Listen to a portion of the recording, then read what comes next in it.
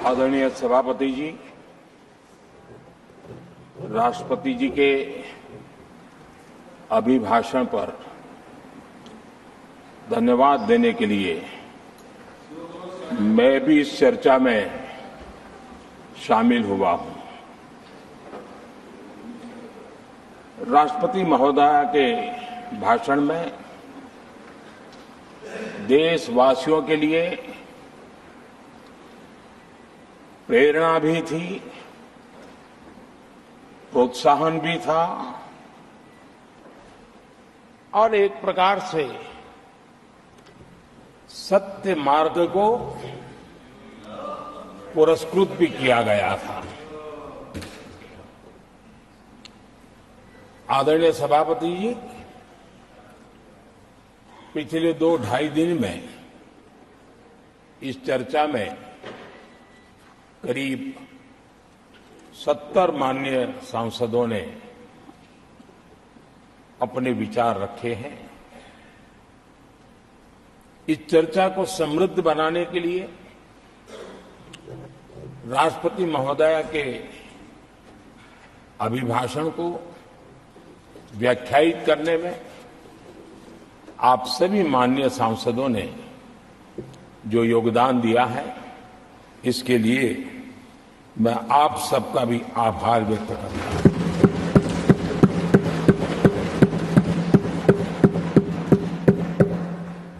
आदरणीय सभापति जी,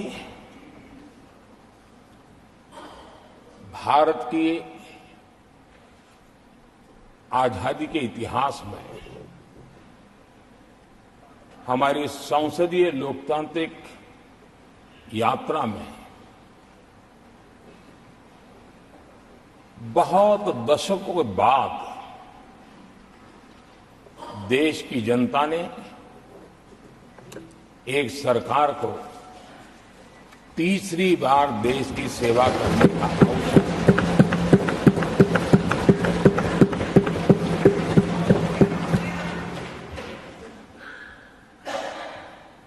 60 साल के बाद ये हुआ है कि 10 साल के बाद कोई एक सरकार फिर से उसकी वापसी हुई है। और मैं जानता हूं कि भारत के लोकतंत्र की 6 दशक के बाद आई हुई घटना असामान्य घटना है और कुछ लोग जानबूझ करके उससे अपना मुंह फेर करके बैठे रहे। कुछ लोगों को समझ नहीं आया और जिनको समझ आया उन्होंने हो हल्ला उस दिशा में किया कि ताकि देश की जनता की इस विवेक बुद्धि पर, देश की जनता के इस महत्वपूर्ण निर्णय पर कैसे छाया कर दी जाए, कैसे उसको ब्लैकआउट किया जाए, इसकी कोशिश हुई। लेकिन मैं पिछले 2 दिन से देख रहा हूं कि आखिर तक पराजय भी स्वीकार हो रहा है और दबे मन से, कम मन से विजय भी स्वीकार हो रहा है।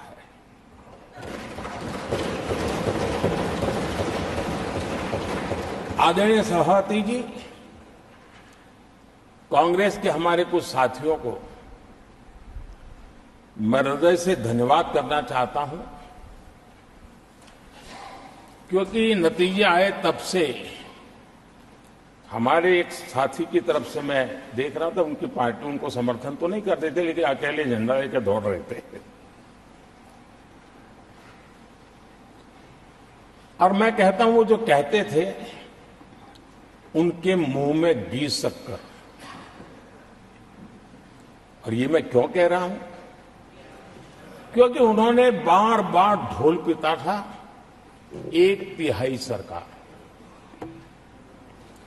इससे बड़ा सत्य क्या हो सकता है कि हमारे 10 साल हुए हैं, 20 और बाकी है, 1/3 हुआ है। एक तिहाई हुआ है, 2/3 बाकी है। और इसलिए उनकी इस भविष्यवाणी को लिए मैं उनके मुंह में जी सकता हूं।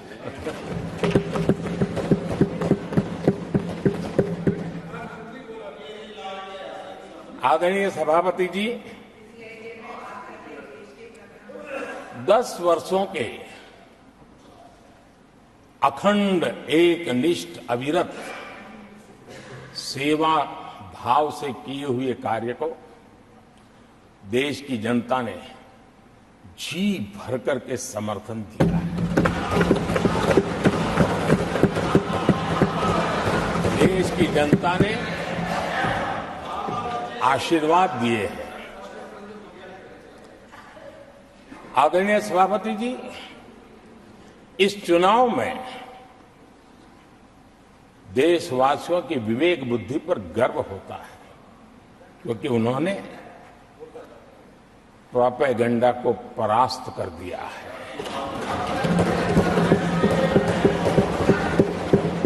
देश की जनता ने परफॉर्मेंस को प्राथमिकता दी है।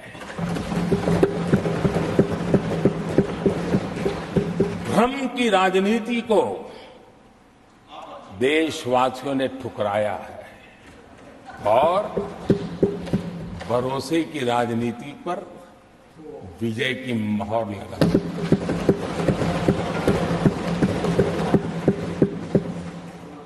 आदरणीय सभापति जी, संविधान के 75वें वर्ष में हम प्रवेश कर रहे हैं। इस सदन के लिए भी ये पड़ाव विशेष है, क्योंकि इसे भी 75 साल हुए हैं और इसलिए एक सुखद संयोग है। आदरणीय सभापति जी, मेरे जैसे बहुत लोग हैं इस देश के सार्वजनिक जीवन में, जिनके परिवार में कोई गांव का सरपंच भी नहीं रहा है, गांव का प्रधान भी नहीं रहा है, राजनीति से कोई सरोकार नहीं रहा है, लेकिन आज अनेक महत्वपूर्ण पदों पर पहुंच करके देश की सेवा कर रहे हैं। और उसका कारण बाबा साहब आम्बेडकर ने जो संविधान दिया है, उसने हम जैसे लोगों को अवसर दिया है। और मेरे जैसे अनेक लोग हैं जिनको बाबा साहब आम्बेडकर द्वारा दिए गए संविधान के कारण यहां तक आने का अवसर मिला है और जनता जनार्दन ने उस पर मोहर लगाई, तीसरी बार आने का मौका मिल गया।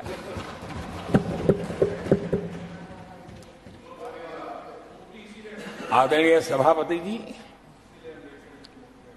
संविधान हमारे लिए ये कोई आर्टिकल्स का कंपाइलेशन मात्र नहीं है, हमारे लिए उसका स्पिरिट भी और उसके शब्द भी बहुत मूल्यवान है।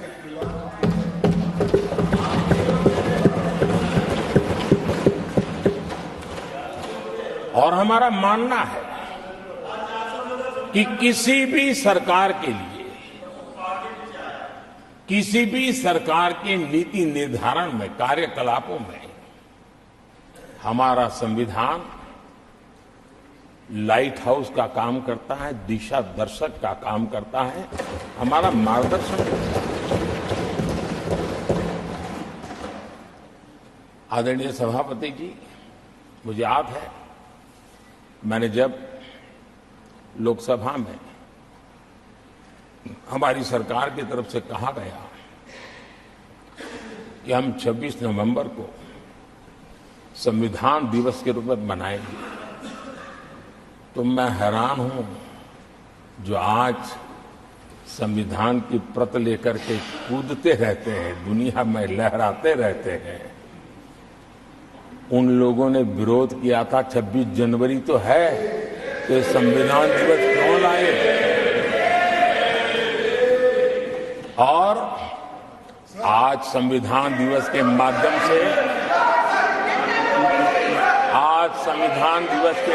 से देश के स्कूल कॉलेजेस में संविधान की भावना को, संविधान की रचना में क्या भूमिका रही है, देश के गणमान्य महापुरुषों ने संविधान के निर्माण में किन कारणों से कुछ चीजों को छोड़ने का निर्णय किया, किन कारणों से कुछ चीजों का स्वीकार करने का निर्णय किया, इसके विषय में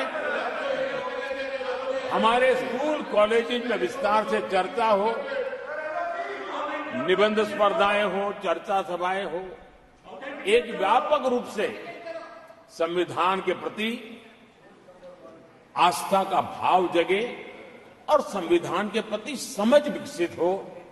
देशवासियों के लिए आने वाला पूरा कालखंड संविधान हमारी सबसे बड़ी प्रेरणा रहे, इसके लिए हम कोशिश करते रहे हैं।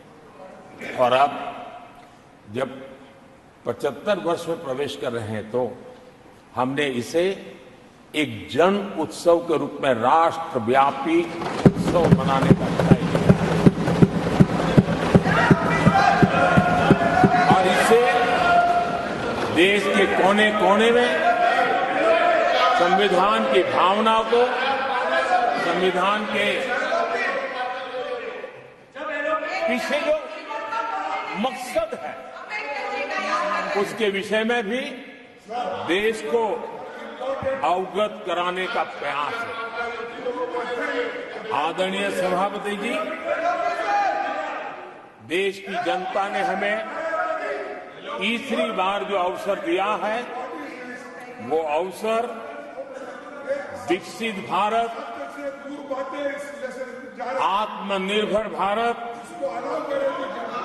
इस यात्रा को मजबूती देने के लिए, इस संकल्प को सिद्धि तक ले जाने के लिए हमें देश के कोटि कोटि जनों ने आशीर्वाद दिए हैं।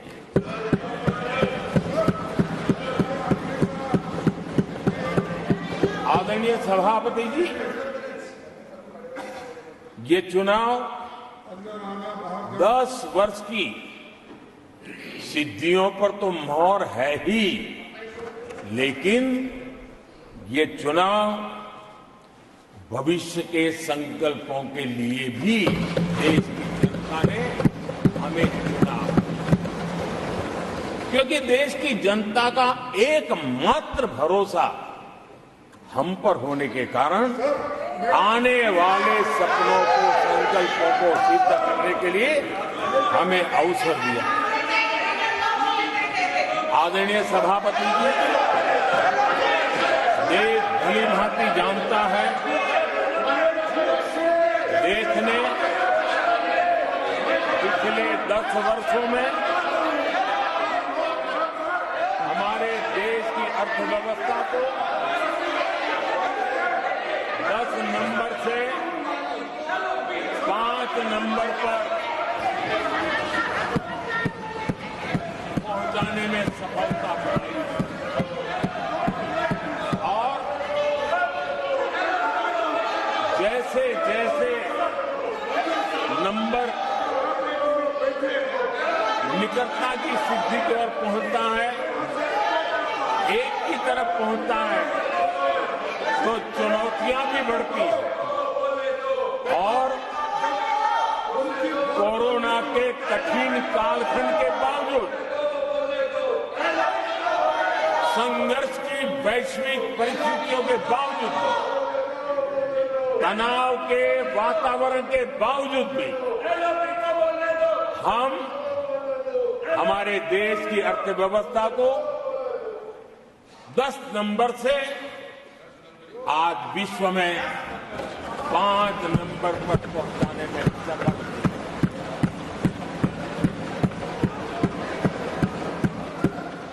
इस बार देश की जनता ने हमें 5 नंबर से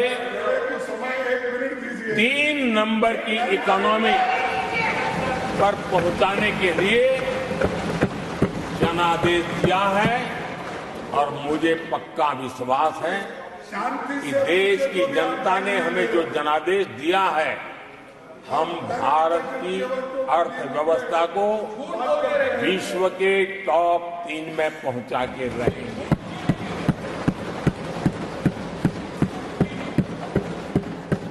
मैं जानता हूं आदरणीय सभापति जी, यहां कुछ ऐसे विद्वान हैं जो ये मानते हैं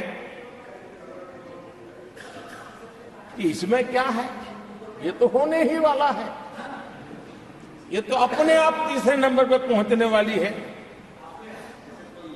ये तो अपने आप हो ही जाएगा, ऐसे विद्वान हैं। अब ये लोग ऐसे हैं जिन्होंने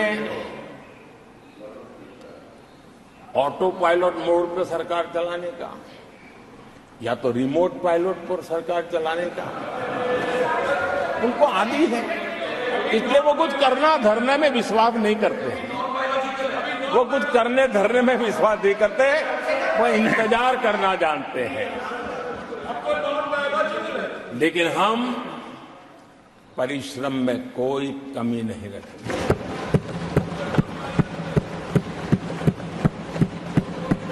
आने वाले वर्षों में पिछले 10 वर्षों में हमने जो किया है उसको गति भी बढ़ाएंगे, उसका विस्तार भी बढ़ाएंगे और गहराई भी होगी, ऊंचाई भी होगी और हम इस संकल्प को पूरा करेंगे। आदरणीय सभापति जी, चुनाव के दरमियान मैं देशवासियों को कहता था कि जो 10 साल हमने काम किया है, हमारे जो सपने और संकल्प है उसके हिसाब से तो ये एपेटाइजर है, मेन कोर्स तो अभी शुरू हुआ।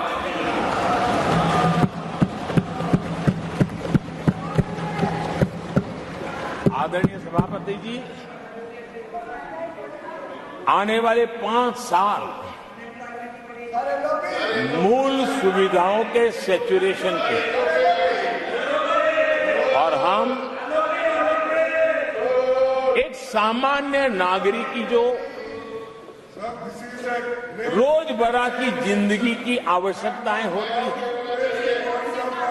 एक गरिमापूर्ण जीवन जीने के लिए जिन व्यवस्थाओं की, जिन सुविधाओं की, जिस प्रकार के गवर्नेंस की आवश्यकताएं होती हैं, हम इन मूलभूत सुविधाओं के सैचुरेशन का युग के रूप में उसको परिवर्तित करना चाहते हैं। आदरणीय सभापति जी, आने वाले 5 वर्ष गरीबों के खिलाफ निर्णायक लड़ाई के हैं। आने वाले 5 वर्ष गरीबी के खिलाफ गरीबों की लड़ाई, और मैं मानता हूं गरीब जब गरीबी के खिलाफ लड़ाई के लिए एक सामर्थ्य के साथ खड़ा हो जाता है तो गरीबों की गरीबी के खिलाफ की लड़ाई सफलता को प्राप्त करती है। और इसलिए आने वाले 5 साल गरीबी के खिलाफ लड़ाई के निर्णायक वर्ष है और यह देश गरीबी के खिलाफ लड़ाई में विजयी होकर के रहेगा। ये पिछले 10 साल के अनुभव के आधार पर मैं बहुत विश्वास से कह सकता हूं।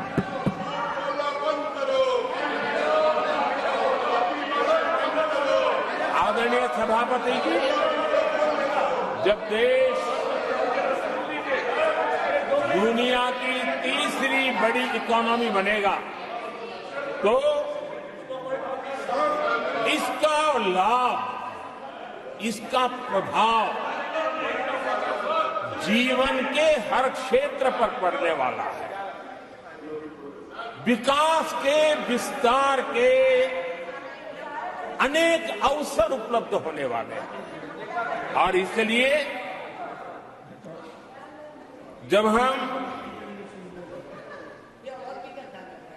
दुनिया की तीसरे नंबर की इकोनॉमी बनेंगे तब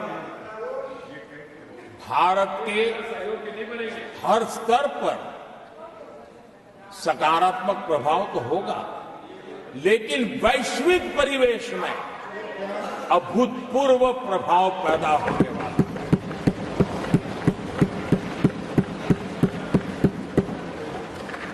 आदरणीय सभापति जी, हम आने वाले कालखंड में नए स्टार्टअप्स का, नई कंपनियों का वैश्विक उभार देख रहे हैं और मैं देख रहा हूं कि आने वाले कालखंड में हमारे टियर 2, टियर 3 सिटीज भी ग्रोथ इंजन की भूमिका में देश में बहुत बड़ा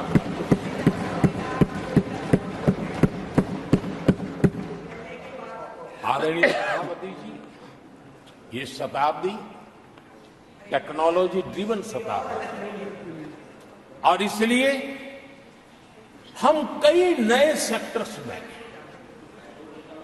नए फुटप्रिंट्स भी अवश्य रूप से देखेंगे। आदरणीय सभापति जी, आने वाले 5 साल में पब्लिक ट्रांसपोर्ट में बहुत तेजी से बदलाव आने वाला है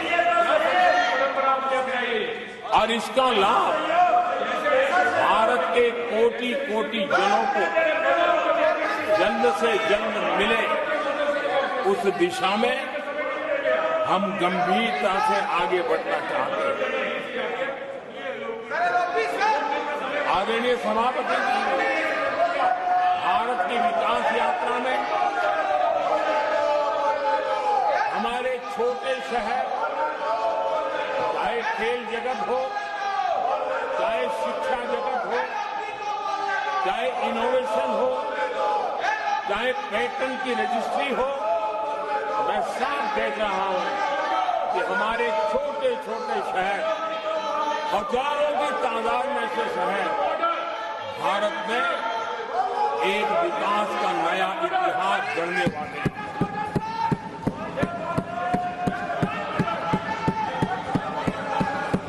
आदरणीय सभापति जी, मैंने पहले भी कहा है कि भारत के विकास यात्रा में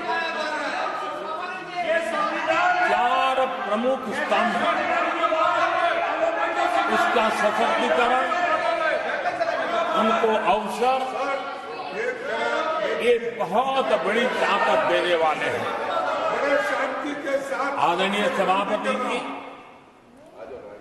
हमारे देश के किसान, हमारे देश के गरीब, हमारे देश के युवा और हमारे देश की नारी शक्ति, आदरणीय सभापति जी, हमने हमारी विकास यात्रा में हमारा जो फोकस है उसको हमने रेखांकित किया है।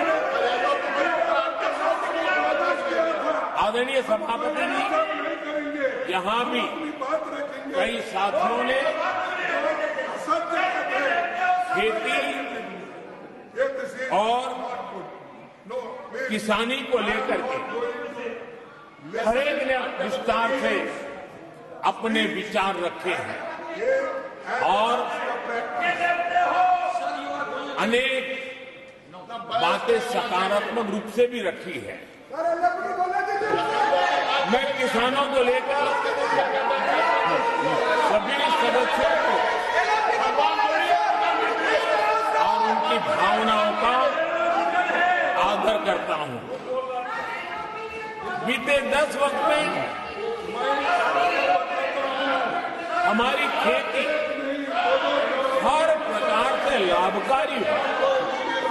किसान को लाभकारी हो, उस पर हमने हमारा ध्यान केंद्रित किया है। अनेक योजनाओं से उसको हमने ताकत देने का प्रयास किया है। चाहे फसल के लिए ऋण हो, लगातार नए बीज किसानों को उपलब्ध हो, आज की कीमत उचित हो और फसल बीमा का लाभ पहले की सारी मुसीबतें दूर कर देकर किसानों को सरलता से उपलब्ध हो।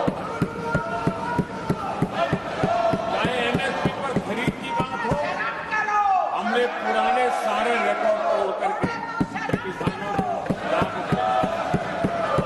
एक प्रकार से बीज से बाजार तक हमने किसानों के लिए हर व्यवस्था को बहुत माइक्रो प्लानिंग के साथ मजबूती देने का भरपूर भरसक प्रयास किया है और व्यवस्था को हमने चाक चौबंद किया है। आदरणीय सभापति जी, पहले हमारे देश में छोटे किसानों को किसान क्रेडिट कार्ड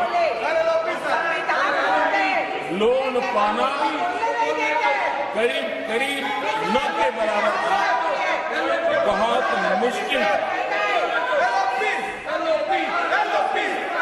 जबकि उनकी संख्या सबसे अधिक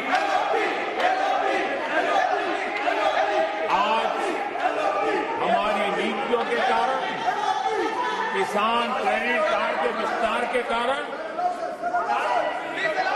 आदरणीय सभापति, हमने किसानी को एक व्यापक स्वरूप में देखा है और उस व्यापक स्वरूप में हमने किसान क्रेडिट कार्ड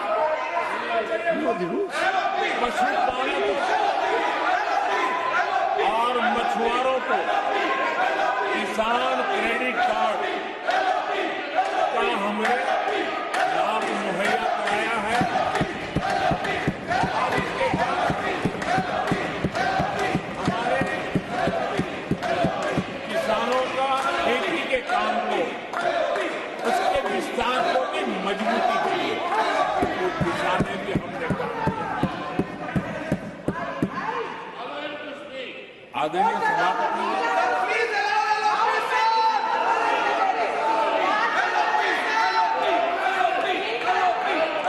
कांग्रेस के कार्यकाल में 10 साल में एक बार किसानों की कर्ज माफी की बहुत डोल पीटे गए और एक बढ़ चढ़ करके बातें बता करके किसानों को गुमराह करने का भरसक प्रयास किया गया था।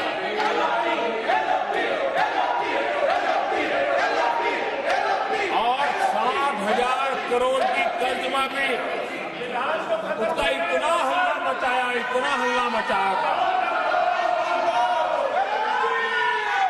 और एक अनुमान था कि उसके लाभार्थी करीब देश के 3 करोड़ किसान थे। सामान्य गरीब छोटे किसान का तो उसमें नामो निशान नहीं था। जिसको सबसे जरूरत थी, इसकी उनकी योजना में कोई परवाह नहीं थी और उन तक कोई लाभ पहुंच भी नहीं पाया था। लेकिन आदरणीय सभापति जी, जब किसान कल्याण हमारी सरकार के हृदय में, केंद्र में हो, तो नीतियां कैसी बनती है, कल्याण कैसे होता है, लाभ कैसे पहुंचता है, उसका मैं इस सदन को उदाहरण देना चाहता हूं। आदरणीय सभापति जी, हमने प्रधानमंत्री किसान सम्मान योजना चलाई I have to और go by the PM rules. किसान सम्मान योजना का You are लाभ aware of the rules. This conduct is not appropriate. I 10 strongly crore condemn किसानों को हुआ है unparliamentary practice. I और strongly सिर्फ 6 साल condemn में this generation of हमने this House. Please take your seat. 3 lakh crore रुपए To take their seats. हम किसानों को दे चुके It हैं। is unbecoming of your conduct. आदरणीय सभापति जी, Unbecoming of your conduct.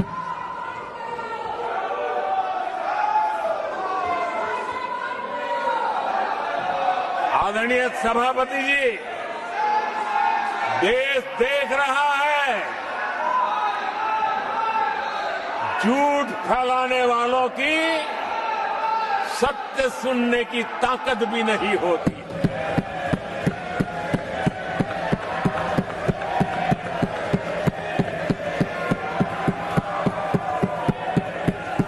जिनका सत्य से मुकाबला करना, इसके लिए जिनके हौसले नहीं है, वो बैठ करके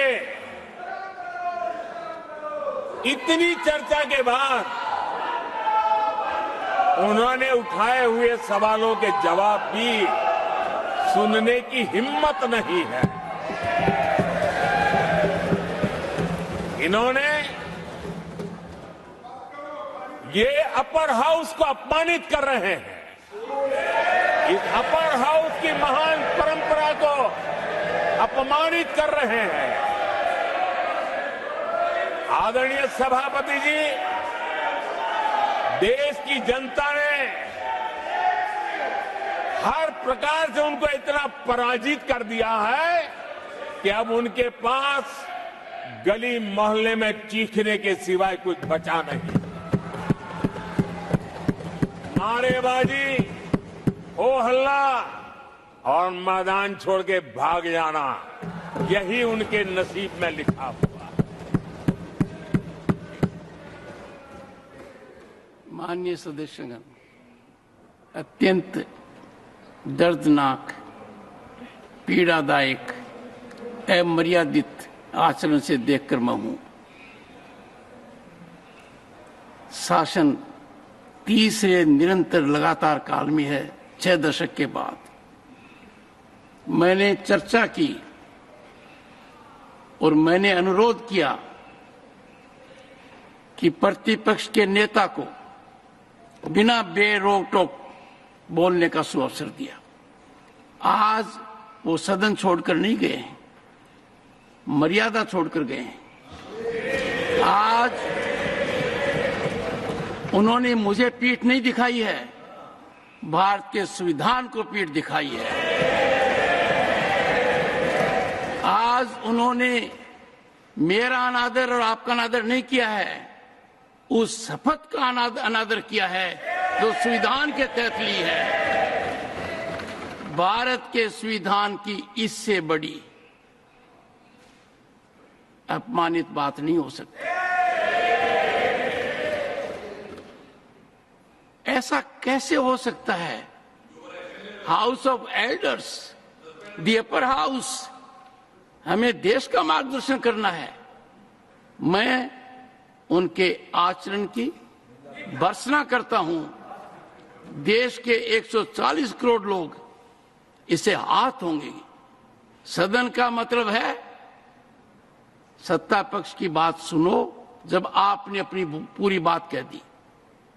माननीय सदस्यगण, आप सब जानते हैं कल देर रात तक चर्चा रखी गई, हर सदस्य को मौका दिया गया। It is an occasion where they have challenged Indian Constitution. They have outraged the spirit of Indian Constitution. They have disregarded the oath they have undertaken. मैं इस कुर्सी पर बैठकर इतना दुखी हूं कि भारत के संविधान का इतना बड़ा अपमान, इतना बड़ा मजाक। भारत का संविधान हाथ में रखने की किताब नहीं है, जीने की किताब है।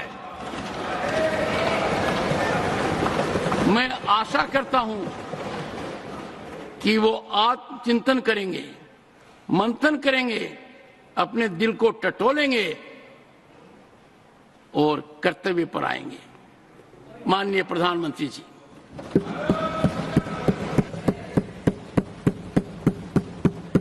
आदरणीय सभापति जी, आपकी वेदना मैं समझ सकता हूं। ये 140 करोड़ देशवासियों ने जो निर्णय दिया है, जो जनादेश दिया है, इसे ये पचा नहीं पा रहे हैं और कल उनकी सारी हरकतें फेल हो गई, तो आज उनका वो लड़ाई लड़ने का भी हौसला नहीं था और इसलिए वो मैदान छोड़ करके भाग गए हैं। आदरणीय सभापति जी, मैं तो कर्तव्य से बंधा हुआ हूं और न ही मैं यहां कोई डिबेट पे स्कोर करने के लिए आया हूं। मैं तो देश का सेवक हूं, देशवासियों को मेरा हिसाब देना है, देश की जनता को मेरे पल पल का हिसाब देना, मैं उसे अपना कर्तव्य मानता हूं।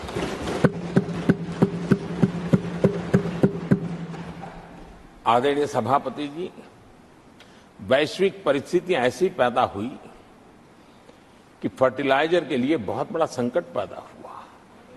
हमने देश के किसान को मुसीबत में नहीं आने दिया और हमने करीब करीब 12 लाख करोड़ रुपया फर्टिलाइजर में सब्सिडी दी है और जो भारत के आजादी के इतिहास में सर्वाधिक है और उसी का परिणाम है कि हमारे किसान को फर्टिलाइजर का इतना बड़ा बोझ उस तक हमने जाने नहीं दिया, सरकार ने अपने कंधे पर उसको उठा लिया है। आदरणीय सभापति जी, हमने एमएसपी में भी रिकॉर्ड बढ़ोतरी की है। इतना ही नहीं, खरीद के भी नए रिकॉर्ड बनाए हैं। पहले एमएसपी की घोषणा होती थी, लेकिन किसानों से कुछ भी लिया नहीं जाता था, बातें बताई जाती थी। पहले की तुलना में अनेक गुना ज्यादा खरीदी कर करके हमने किसानों को सामर्थ्यवान बनाने का प्रयास किया।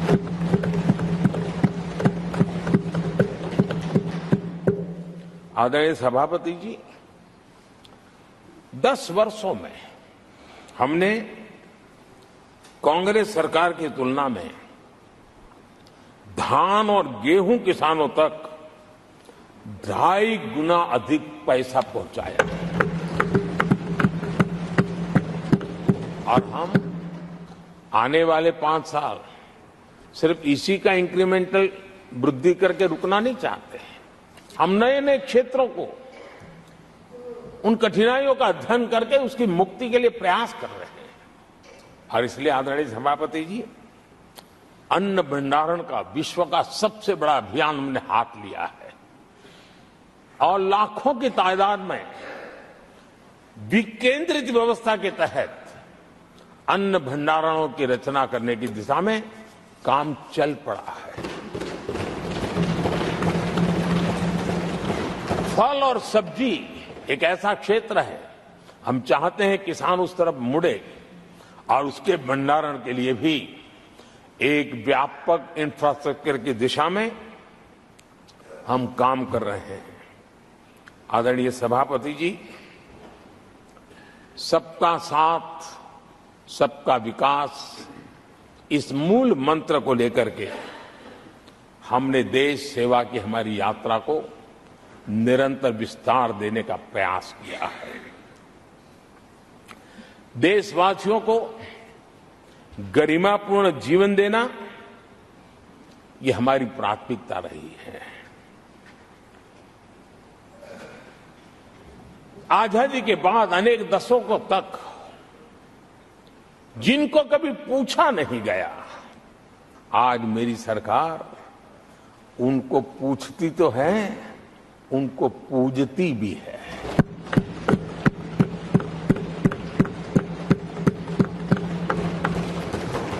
हमारे दिव्यांग भाई बहनों के साथ हमने मिशन मोड में उनकी कठिनाइयों को समझ करके माइक्रो लेवल पर उसको एड्रेस करने का प्रयास किया है और व्यवस्थाएं विकसित करने का प्रयास किया है ताकि वे गरिमापूर्ण जीवन जी सकें और कम से कम किसी का सहारा उनको लेना पड़े, इस दिशा में हमने काम किया है। आदरणीय सभापति जी, हमारे समाज में किसी न किसी कारणवश एक उपेक्षित वर्ग, यानी एक प्रकार से समाज में बार बार हरदूत होने वाला वर्ग, वो ट्रांसजेंडर वर्ग है। हमारी सरकार ने ट्रांसजेंडर साथियों के लिए कानून बनाने का काम किया है और जब पश्चिम की दुनिया के लोग ये सुनते हैं तो उनको भी गर्व होता है। जब भारत इतना प्रोग्रेसिव है, भारत की तरफ बड़े गर्व की नजर से देखा जाता है। हमने उनको मुख्य धारा में लाने का प्रयास शुरू किया है। आपने देखा होगा पद्मा अवार्ड में भी ट्रांसजेंडर को अवसर देने में हमारी सरकार आ गया। आदरणीय सभापति जी, हमारे गुमंत जनजातीय समुदाय, हमारे गुमंत साथी, हमारे बंजारा परिवार, उनके लिए एक अलग कल्याण बोर्ड बनाया है ताकि उनकी आवश्यकताओं को हम एड्रेस कर सकें और उनको भी एक स्थायी, सुरक्षित और संभावनाओं वाला जीवन प्राप्त हो, उस दिशा में हम काम कर रहे हैं। आदरणीय सभापति जी, हम एक शब्द लगातार सुनते आए हैं, पीबीटीजी, पीबीटीजी, पीबीटीजी। हमारे जनजातीय समूह में ये सबसे पीछे रहा हुआ और आजादी के इतने सालों के बाद भी जिन्होंने उनको निकट से देखा होगा, पता चलता है कि कैसी हालत में जीते हैं। उनकी तरफ किसी ने नहीं देखा। हमने एक विशेष व्यवस्था की है और पीएम जनमन योजना के तहत 24,000 करोड़ रुपए, ये समुदाय बिखरा हुआ है, छोटी संख्या में है, वोट की उनकी ताकत नहीं है और यहां देश की परंपरा है जिसकी वोट की ताकत है उसी की चिंता करना, लेकिन समाज के ऐसे अति पिछड़े लोगों की कोई चिंता नहीं करता था। हमने वो चिंता की है क्योंकि हम वोट की राजनीति नहीं करते, हम विकास की राजनीति करते हैं। आदरणीय सभापति जी, हमारे देश में पारिवारिक कौशल्य भारत की विकास यात्रा का और व्यवस्था का एक अंग रहा है। जो हमारा विश्वकर्मा समूह है, जिनके पास परंपरागत से हुनर है और जो समाज की आवश्यकताओं को पूरी करता है, लेकिन उनको कभी एड्रेस नहीं किया गया। हमने करीब 13,000 करोड़ रुपए की योजना से विश्वकर्मा समुदाय को आधुनिकता की तरफ ले जाना, उनके अंदर प्रोफेशनलिज्म आई। आदरणीय सभापति जी, गरीबों के नाम पर बैंकों का राष्ट्रीयकरण तो कर दिया गया था, लेकिन मेरे रेहड़ी पटरी वालों को कभी बैंक के दरवाजे तक देखने की हिम्मत नहीं होती थी, हालत थी। पहली बार देश में पीएम स्वनिधि योजना के तहत रेहड़ी पटरी वालों की चिंता की गई है और आज वो ब्याज के कुचक्र से बाहर आकर के अपने परिश्रम से और ईमानदारी से जो रेहड़ी पटरी वालों को बैंकों से लोन मिले हैं, वे लगातार, बैंक वाले भी खुश हैं, लेने वाले भी खुश हैं और जो कल फुटपाथ पर रेहड़ी बैठता था, आज एक छोटी दुकान दिशा में बनाने की दिशा में आगे बढ़ रहा है। जो पहले खुद मजदूरी करता था, आज एक आध दो को रोजगार देने की दिशा में काम कर रहा है। और यही कारण है कि गरीब हो, दलित हो, पिछड़े हो, आदिवासी हो, महिला हो, उन्होंने हमारा भारी समर्थन किया है। आदरणीय सभापति जी, हम विमेन लेड डेवलपमेंट की बात करते हैं। दुनिया के प्रगतिशील देशों के लिए भी विमेन डेवलपमेंट तो बहुत स्वाभाविक स्वीकार करते हैं, लेकिन विमेन लेड डेवलपमेंट की बात करते हैं तो उनके भी उत्साह में थोड़ी कमी नजर आती है। ऐसे समय भारत ने नारा नहीं, निष्ठा के साथ विमेन लेड डेवलपमेंट की ओर कदम बढ़ाए और महिला सशक्तिकरण का लाभ आज दिख रहा है, हर क्षेत्र में दिख रहा है और भारत की विकास यात्रा में वो कंट्रीब्यूट कर रहा है। मैं आदरणीय सांसद सुधा मूर्ति जी का आभार व्यक्त करता हूं कि कल उन्होंने चर्चा में महिलाओं के आरोग्य के विषय पर बल दिया था और उसका महात्म्य क्या है, उसकी आवश्यकता क्या है, उस पर बड़े विस्तार से उन्होंने कहा था। और उन्होंने एक बात ये भी बड़ी इमोशनल बताई थी कि मां अगर चली गई तो उसका कोई उपाय नहीं होता, फिर नहीं मिल सकती। ये भी बड़ी भावात्मक बात उन्होंने बताया था। विमेन हेल्थ, सैनिटेशन, वेलनेस पर हमने 10 वर्षों में एक प्रायोरिटी सेक्टर के लिए आपने काम किया है। आदरणीय सभापति जी, टॉयलेट हो, सैनिटरी पैड्स हो, गैस कनेक्शन हो, प्रेगनेंसी के दौरान वैक्सीनेशन की व्यवस्था हो और इसका फायदा हमारे देश की माताओं बहनों को मिला है। आदरणीय सभापति जी, आरोग्य के साथ साथ महिलाएं आत्मनिर्भर बने, उस दिशा में भी हम लगातार काम कर रहे हैं। बीते वर्षों में हमने जो 4 करोड़ घर बनाए हैं, उसमें से ज्यादातर घर हमने महिलाओं के नाम पर रखे। बैंकों में खाते खुलने से, मुद्रा और सुकन्या समृद्धि जैसी योजना से आर्थिक फैसलों में महिलाओं की भूमिका भी बढ़ी है, भागीदारी भी बढ़ी है और एक प्रकार से वो परिवार में भी अब निर्णय प्रक्रिया का हिस्सा बनने लगी है। आदरणीय सभापति जी, विमेन सेल्फ हेल्प ग्रुप्स, उससे जुड़ी 10 करोड़ बहनें, उनका आत्मविश्वास तो बढ़ा ही बढ़ा है, उनकी आय भी बढ़ी है। अभी तक 1 करोड़ बहनें जो ये सेल्फ हेल्प ग्रुप में काम करती हैं, छोटा छोटा गांव में कारोबार करती है, मिल करके करती है, किसी गांव वालों की भी नजर नहीं जाती इनकी तरफ। आज मैं बड़े गर्व से कह सकता हूं कि उन्हीं में से 1 करोड़ बहनें लखपति दीदी बनी और हम आने वाले समय में ये आंकड़ा 3 करोड़ बहनों को लखपति दीदी बनाने की दिशा में बढ़ा रहे हैं। आदरणीय सभापति जी, सरकार का प्रयास है कि हर नए सेक्टर को हमारी महिलाएं लीड करें, वो अगुवाई करें, उस दिशा में हम प्रयास कर रहे हैं। नई टेक्नोलॉजी आती है, लेकिन महिलाओं के नसीब बहुत बहुत आखिर में आती है।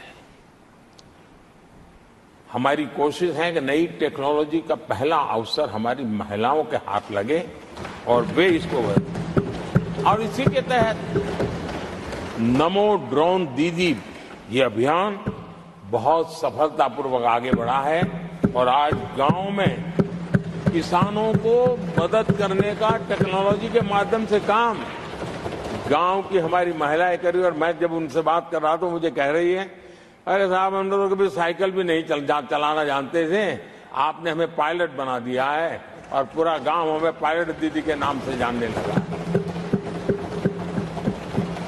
और इस गरिमापूर्ण बात उनके जीवन में आगे बढ़ने के लिए बहुत बड़ी ताकत बन जाता है, एक बहुत बड़ा ड्राइविंग फोर्स बन जाता है। आदरणीय सभापति जी, देश का दुर्भाग्य है कि ऐसे संवेदनशील मामलों में भी राजनीति जब होती है तब देशवासियों को, विशेषकर महिलाओं को अकल्प पीड़ा होती है। ये जो महिलाओं के साथ होते अत्याचार में विपक्ष का जो सिलेक्टिव रवैया है, ये सिलेक्टिव रवैया बहुत ही चिंताजनक है। आदरणीय सभापति जी, मैं आपके माध्यम से देश को बताना चाहता हूं, मैं किसी राज्य के खिलाफ नहीं बोल रहा हूं, न ही मैं कोई राजनीतिक स्कोर करने के लिए बोल रहा हूं, लेकिन कुछ समय पहले मैंने बंगाल से आई कुछ तस्वीरों को सोशल मीडिया पे वीडियो देखा। एक महिला को वहां सरेआम सड़क पर पीटा जा रहा है। वो बहन चीख रही है, लेकिन वहां खड़े हुए कोई उसकी मदद के लिए नहीं आ रहा है, वीडियो बनाने में लगे हुए हैं। और जो घटना संदेश खाली में हुई, जिसकी तस्वीरें रोंगटे खड़े करने वाली है, लेकिन बड़े बड़े दिग्गज, मैं सुन रहा हूं कल से, इसके लिए पीड़ा उनके शब्दों में भी नहीं झलक रही है। इससे बड़ा शर्मिंदगी का दुखद चित्र क्या हो सकता है? और जो अपने आप को बहुत बड़े प्रगतिशील नारी नेता मानते हैं, वो भी मुंह पे ताले लगा करके बैठ गए, क्योंकि संबंध उनके राजनीतिक जीवन से जुड़े किसी दल से है या उस राज्य से है, और इसलिए आप महिलाओं पर हो रही पीड़ा को चुपचाप हो जाए। आदरणीय सभापति जी, मैं समझता हूं कि जिस प्रकार से दिग्गज लोग भी ऐसी बातों को नजरअंदाज करते हैं, तब देश को तो पीड़ा होती है, हमारी माताओं बहनों को ज्यादा पीड़ा होती है। आदरणीय सभापति जी, राजनीति इतनी सिलेक्टिव हो और जहां उनकी राजनीति को अनुकूल नहीं होता है तो इनको साफ सूंघ जाता है, ये बहुत चिंता का विषय है। आदरणीय सभापति जी, भारत की जनता ने तीसरी बार पूर्ण बहुमत की स्थिर सरकार चुनकर देश में तो स्थिरता और निरंतरता को तो आदेश दिया ही है, लेकिन इस चुनाव के नतीजों ने विश्व को आश्वस्त किया है। आदरणीय सभापति जी,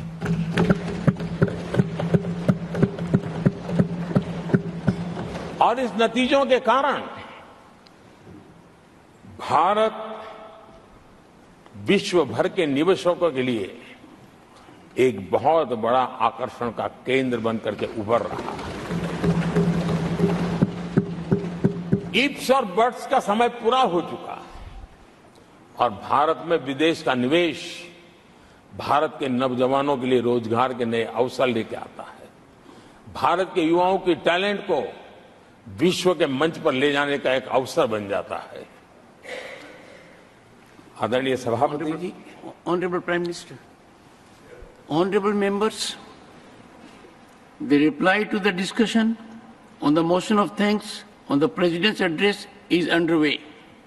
If the House agrees, the lunch hour may be dispensed with to conclude the discussion. Do I have the leave of the House to dispense with the lunch hour today?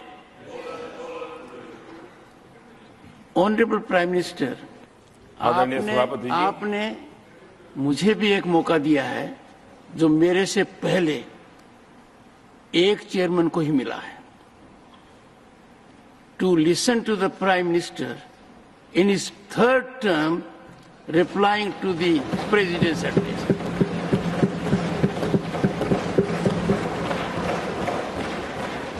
और आपसे इंस्पिरेशन लेकर आप देखिए, table के ऊपर हमने पुरुषों का 1/3 रिजर्वेशन कर दिया है। Honourable prime minister. आदरणीय सभापति जी, वैश्विक अर्थव्यवस्थाओं में संतुलन जो चाहते हैं उनका भारत का ये विजय उनके लिए एक बहुत बड़ी नई आशा लेकर के आया है। आज विश्व पारदर्शिता पर भरोसा करती है और भारत उसके लिए एक बहुत ही श्रेष्ठ भूमि के रूप में उभर रहा है। आदरणीय सभापति जी, इस चुनाव नतीजों से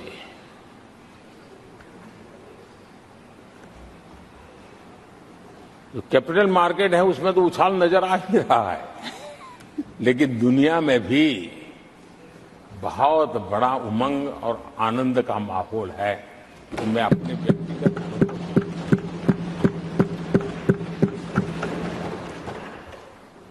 लेकिन इस बीच हमारे कांग्रेस के लोग भी खुशी में मगन हैं। मैं समझ नहीं पाता हूं कि ये खुशी का कारण क्या है, और इस पर कई सवाल है। क्या ये खुशी हार की हैट्रिक पर है? क्या ये खुशी नर्वस 90 के शिकार होने पर है? क्या ये खुशी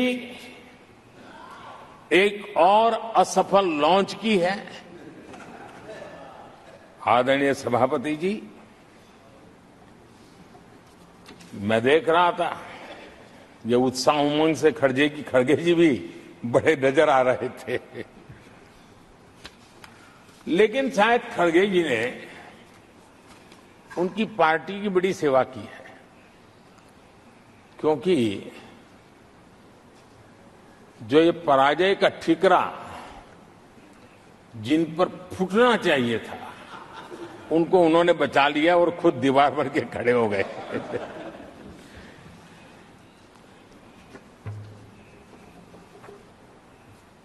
और कांग्रेस का रवैया ऐसा रहा है कि जब जब ऐसी परिस्थिति आती है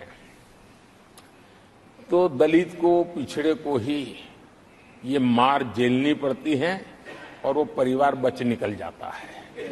इसमें भी यही नजर आ रहा है। इन दिनों आपने देखा होगा लोकसभा में स्पीकर के चुनाव का मसला हुआ, उसमें भी पराजय तो तय थी, लेकिन आगे किसको किया?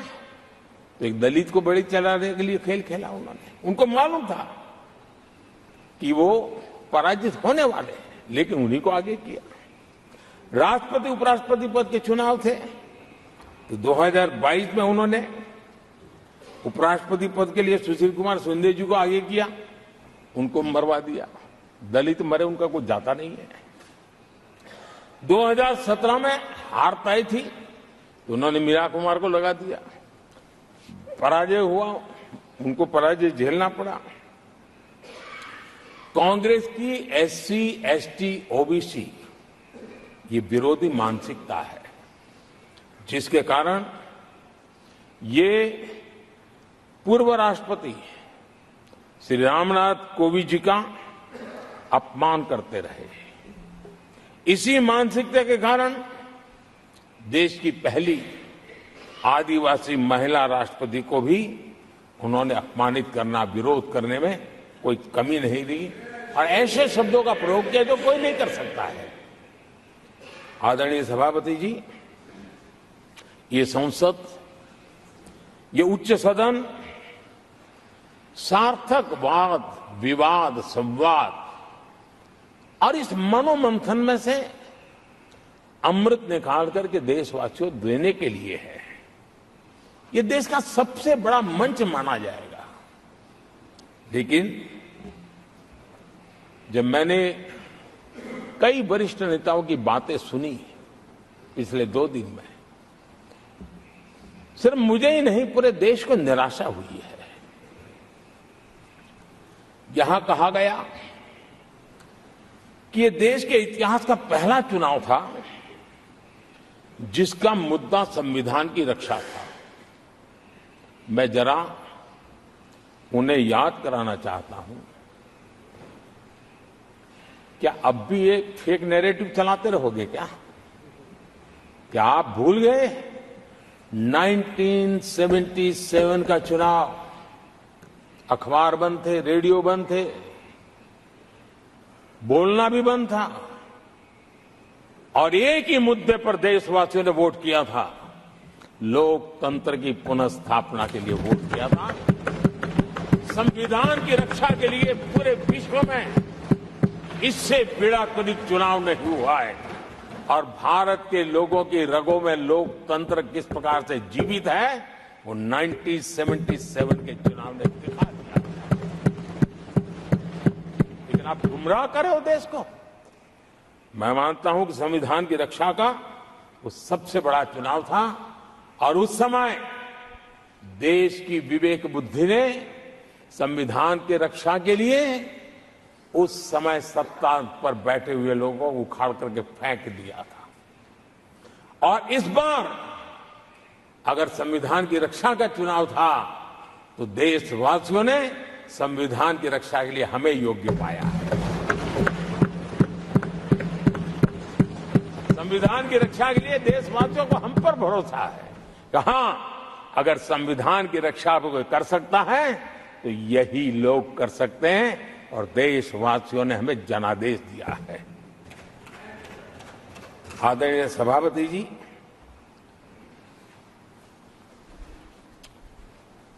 जब खड़गे जी ऐसी बातें बोलते हैं तो जरा पीड़ादायक लगता है, क्योंकि इमरजेंसी के दौरान संविधान पर जो जुल्म हुआ, जो बुलडोजर चलाया गया संविधान के ऊपर, लोकतंत्र की धज्जियां उड़ा दी गई, तब उसी दल के महत्वपूर्ण नेता के रूप में उनके साक्षी है, फिर भी सदन को गुमराह कर रहे हैं।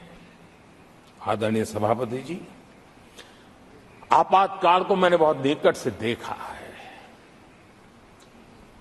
करोड़ों लोगों को कल्पना भार की यातनाएं दी गई है, उनका जीना मुश्किल कर दिया गया था और जो संसद के अंदर होता था वो तो रिकॉर्ड पर है। भारत के संविधान की बातें करने वालों को मैं पूछता हूं, जब आपने लोकसभा को 7 साल चलाया था, लोकसभा का कार्यकाल 5 साल है, वो कौन सा संविधान था जिसको लेकर के आपने 7 साल तक सत्ता की मौज ली और लोगों पर जुल्म करते रहे? और आप संविधान हमें सिखाते हो? आदरणीय सभापति जी,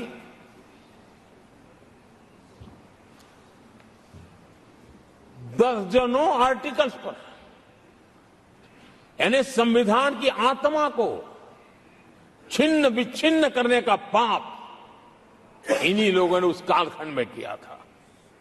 38वां, 39वां और 42वां संविधान संशोधन, और उस संशोधन में यानी मिनी कॉन्स्टिट्यूशन के रूप में कहा जाता था। ये सब क्या था?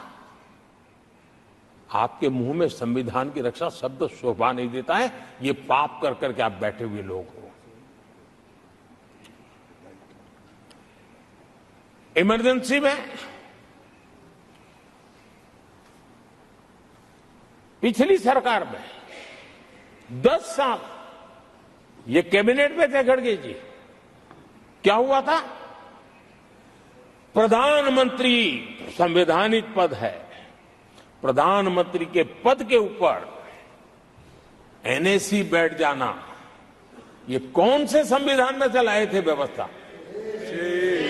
किस संविधान में से बनाया था आप लोगों ने?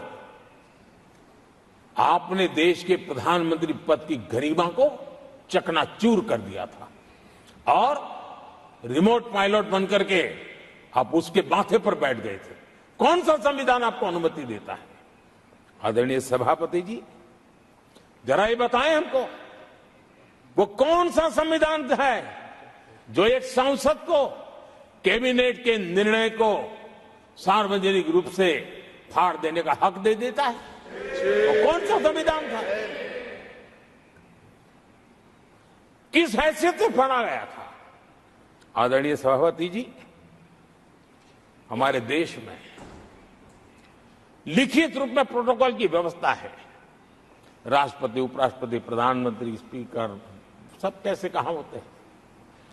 कोई मुझे बताएं कि संविधान की मर्यादाओं को तार तार करके प्रोटोकॉल में एक परिवार को प्राथमिकता कैसे दी जाती थी? कौन सा संविधान था?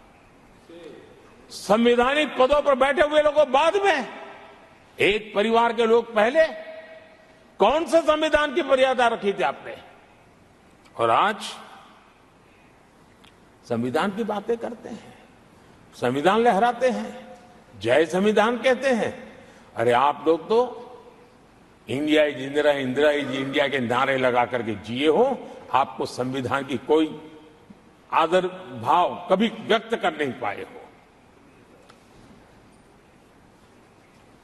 आदरणीय सभापति जी, मैं बहुत गंभीरता से कह रहा हूं कि देश में कांग्रेस संविधान की सबसे बड़ी विरोधी है। उसके जहन में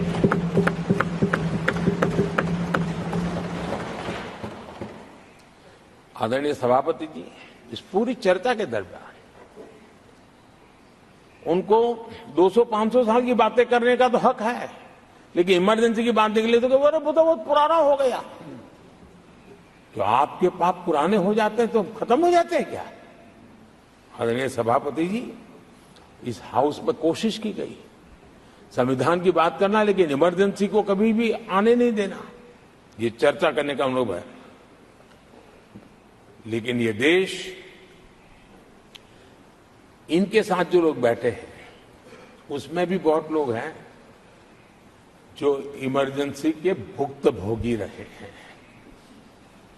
लेकिन उनकी कुछ मजबूरियां होगी कि आज उनके साथ उन्होंने बैठना पसंद किया है।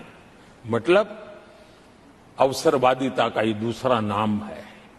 संविधान के प्रति समर्पण का भाव होता तो ऐसा नहीं करते। आदरणीय सभापति जी, आपातकाल सिर्फ एक राजनीतिक संकट नहीं था, लोकतंत्र संविधान के साथ साथ ये बहुत बड़ा मानवीय संकट भी था। अनेक लोगों को टॉर्चर किया गया था, अनेक लोग जेल में मृत्यु को शरण हुए थे। जयप्रकाश नारायण जी की स्थिति इतनी खराब हुई कि बाहर आकर के वो कभी ठीक नहीं हो पाए। ये हाल उन्होंने कर दिया था।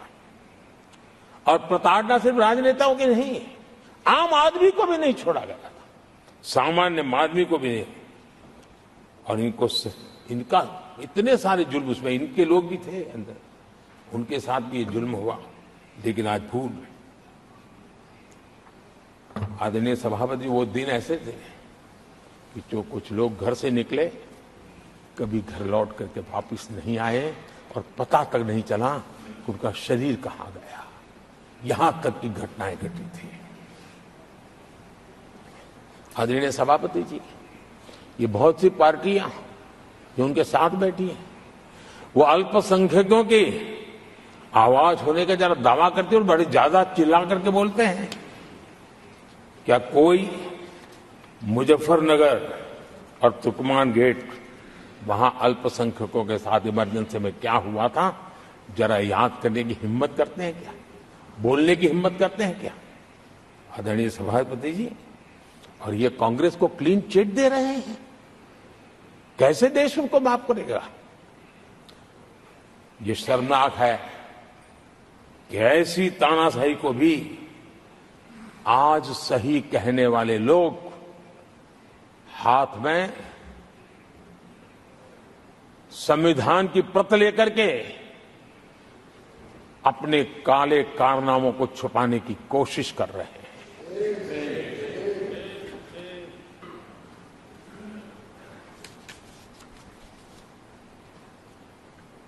आदरणीय सभापति जी, उस समय कई अलग छोटे छोटे राजनीतिक दल थे, ये इमरजेंसी के खिलाफ लड़ाई के मैदान में उतरे थे और धीरे धीरे उन्होंने अपनी जमीन बनाई थी। आज वो कांग्रेस का सहयोग कर रहे हैं और मैंने कल लोकसभा में कहा था, अब कांग्रेस का परजीवी युग शुरू हुआ है। ये परजीवी कांग्रेस है, जहां वो खुद अकेले लड़े वहां उनका स्ट्राइक रेट शर्मजनक है और जहां किसी के सहारे, किसी के कंधे पर बैठने का मौका मिला वहीं पर से बच करके आए हैं। देश की जनता ने आज भी उनको स्वीकार नहीं किया है, वो किसी की आड़ में आए हैं। ये कांग्रेस परजीवी है, किसी और के कारण सहयोगी दलों के वोट खा करके वो जरा फली फूली है ऐसा दिखता है। और कांग्रेस का परजीवी होने का कारण उनके अपने कारनामों से है। वे देश की जनता का विश्वास नहीं लेता है, वो जोड़ तोड़ करके बचने का रास्ता खोज रहे हैं। जनता जनार्दन का विश्वास जीतने के लिए इनके पास कुछ नहीं है, इसलिए फेक नैरेटिव के द्वारा, फेक वीडियो के द्वारा देश को भ्रमित करके, गुमराह करके अपने कारनामे करने की आदत है। आदरणीय सभापति जी, इस सदन में, ये उच्च सदन है, यहां विकास के विजन पर चर्चा होना स्वाभाविक अपेक्षित है, लेकिन भ्रष्टाचार के गंभीर आरोपों से घिरे लोग, ये कांग्रेस वाले भ्रष्टाचारी बचाओ आंदोलन चलाने लग गए हैं बेशर्मी के साथ। जिनको सजाएं मिली है भ्रष्टाचार में, इनके साथ तस्वीरें निकालने में उनको मजा आ रहा है। पहले ये लोग हमको पूछते थे, बातें तो बड़ी करते थे, भ्रष्टाचारियों पर कार्रवाई क्यों नहीं होती है? और जब भ्रष्टाचारी जेल जा रहे हैं तो हंगामा कर रहे हैं। क्या आप लोगों को जेल क्या भेज रहे हो? आदरणीय सभापति जी, यहां चर्चा के दौरान केंद्र की जांच एजेंसियों पर आरोप लगाए गए हैं। जांच एजेंसियों का ये सरकार दुरुपयोग कर रही है, ऐसा कहा गया है। आदरणीय सभापति जी, अब आप मुझे बताइए, भ्रष्टाचार करे आप, शराब घोटाला करे आप, बच्चों के क्लास के बनाने में घोटाला करे आप, पानी तक में घोटाला करे आप, आपकी शिकायत करे कांग्रेस, आपको कोर्ट में घसीट करके ले जाए कांग्रेस, और अब कार्रवाई हो तो गाली दे मोदी को।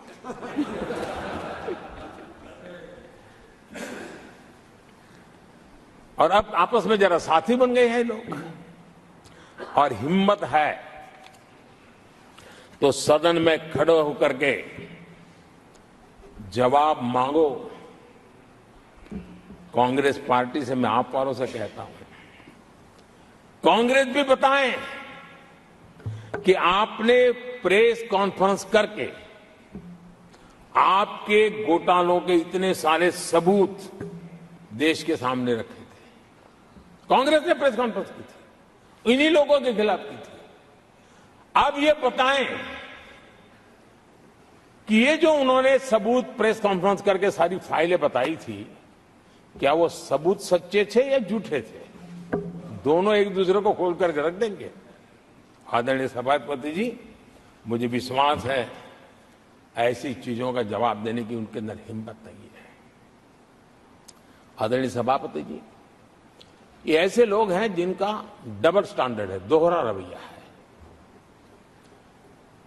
और मैं देश को बार बार ये बात याद दिलाना चाहता हूं, ये कैसा दोगलापन चल रहा है। ये लोग दिल्ली में एक मंच पर बैठ करके जांच एजेंसियों पर आरोप लगाते हैं, भ्रष्टाचारियों को बचाने के लिए रैलियां करते हैं, और केरला में उनके शहजादे उन्हीं के केरल के एक मुख्यमंत्री जो उनके गठबंधन के साथी है, उनको जेल भेजने की अपील करते हैं और भारत सरकार को कहते हैं कि इस मुख्यमंत्री को जेल भेज दो। दिल्ली में ईडी सीबीआई की कार्रवाई उस पर हाय तौबा करते हैं और वही लोग उसी एजेंसी से केरल के मुख्यमंत्री को जेल भेजने की बात करते हैं, शाहजादे। तब लोगों के मन में सवाल उठता है कि इसमें भी दोगलापन। आदरणीय सभापति जी, छत्तीसगढ़ में कांग्रेस सरकार के मुख्यमंत्री के साथ शराब घोटाला जुड़ा। यही आप पार्टी वाले चीख चीख करके कहते थे कि ईडी सीबीआई को लगा दो और इस मुख्यमंत्री को जेल में डाल दो, खुलेआम कहते थे। और ईडी ये काम करे इसके लिए गुजारिश करते थे। उनको तब ईडी बहुत प्यारा लगता है। आदरणीय सभापति जी, ये आज जो लोग जांच एजेंसियों को बदनाम कर रहे हैं, हल्ला मचा रहे हैं, मैं जरा उनकी याददाश्त पर जोर डालना चाहिए, मैं ऐसा उनका आग्रह करता हूं। जांच एजेंसियों का पहले दुरुपयोग कैसे होता था, कौन करता था, मैं जरा बताना चाहता हूं। मैं कुछ बयान आपके सामने रखता हूं। ये पहला बयान है 2013 का। बयान क्या है? कांग्रेस से लड़ना आसान नहीं है, जेल में डाल देगी, सीबीआई पीछे लगा देगी। कांग्रेस सीबीआई व इनकम टैक्स का भय दिखा करके समर्थन लेती है। ये स्टेटमेंट किसका है?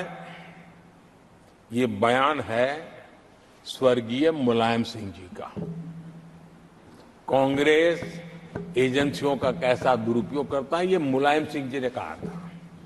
और यहां इस सदन के माननीय सदस्य रामगोपाल जी को मैं जरा पूछना चाहता हूं कि रामगोपाल जी, क्या नेताजी कभी झूठ बोलते थे क्या? नेताजी तो सच बोलते थे। आदरणीय सभापति जी, मैं रामगोपाल जी को ये भी कहा जरा भतीजे को भी बताएं, क्योंकि उनको भी याद दिलाए कि राजनीति में कदम रखते ही भतीजे पर सीबीआई का फंदा लगाने वाले कौन थे, जरा याद दिला दें उनको, पता चलेगा। आदरणीय सभापति जी, मैं एक और बयान पढ़ता हूं। ये भी साल 2013 का है। The Congress had used the CBI to strike political bargains with many parties. और कौन कहते हैं? उनके कॉमरेड श्रीमान प्रकाश कराज जी ने ये कहा हुआ है, 2013 में कहा। एजेंसियों का कौन दुरुपयोग करता था? एक और महत्वपूर्ण स्टेटमेंट में पढ़ता हूं और मैं याद दिलाना चाहता हूं स्टेटमेंट क्या है कि सीबीआई पिंजरे में बंद तोता है जो मालिक की आवाज में बोलता है। ये किसी राजनीतिक व्यक्ति का बयान नहीं है, ये हमारे देश की सुप्रीम कोर्ट ने यूपीए सरकार के समय कहा हुआ बयान है। एजेंसियों का दुरुपयोग कौन करता था, इसके जीते जागते सबूत आज मौजूद हैं। आदरणीय सभापति जी, भ्रष्टाचार के विरुद्ध लड़ाई ये मेरे लिए चुनाव हार जीत का तराजू नहीं है। मैं चुनाव हार जीत के लिए, भ्रष्टाचार के लिए लड़ाई नहीं लड़ रहा हूं। ये मेरा मिशन है, ये मेरा कन्विक्शन है। और मैं मानता हूं कि भ्रष्टाचार एक ऐसी दिमक है जिसने देश को खोखला कर दिया है। इस देश को भ्रष्टाचार से मुक्ति दिलाने के लिए, भ्रष्टाचार के प्रति सामान्य मानव के मन में नफरत पैदा करने के लिए मैं जी जान से जुटा हुआ हूं और मैं इस पवित्र कार्य मानता हूं। 2014 में जब हमारी सरकार बनी तो हमने दो बड़ी बातें कही थी।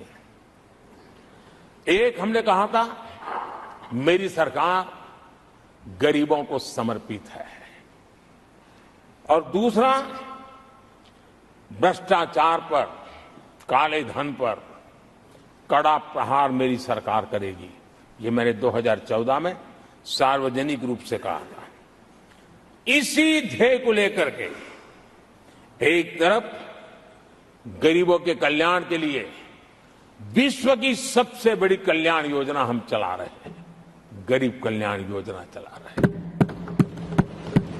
दूसरी तरफ भ्रष्टाचार के विरुद्ध नए कानून, नई व्यवस्थाएं, नए तंत्र हम विकसित कर रहे हैं। हमने भ्रष्टाचार निवारण अधिनियम 1988 उसमें संशोधन किया। हमने काले धन के खिलाफ एक नया कानून बनाया। बेनामी संपत्ति को लेकर हम नया कानून लेकर के आए।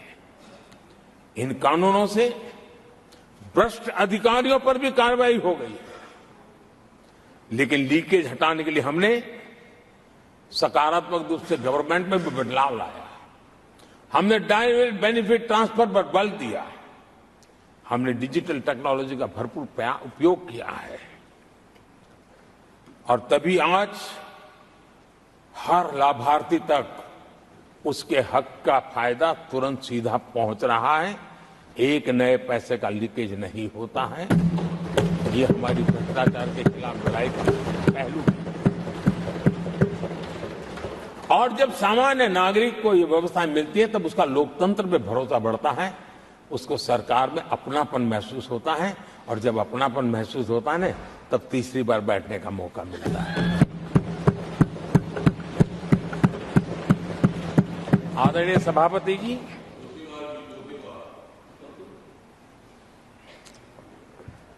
मैं निसंकोच रूप से कहना चाहता हूं, लाग लपेट नहीं रखता हूं, और मैं देशवासियों को भी कहना चाहता हूं कि मैंने एजेंसियों को भ्रष्टाचार और भ्रष्टाचारियों पर कड़ों से कठोर कार्रवाई करने के लिए खुली छूट दे के रखी है।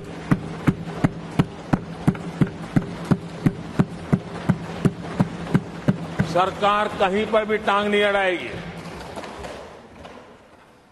हां, वो ईमानदारी से काम करे, ईमानदारी के लिए काम करे, ये मेरी सूचना है।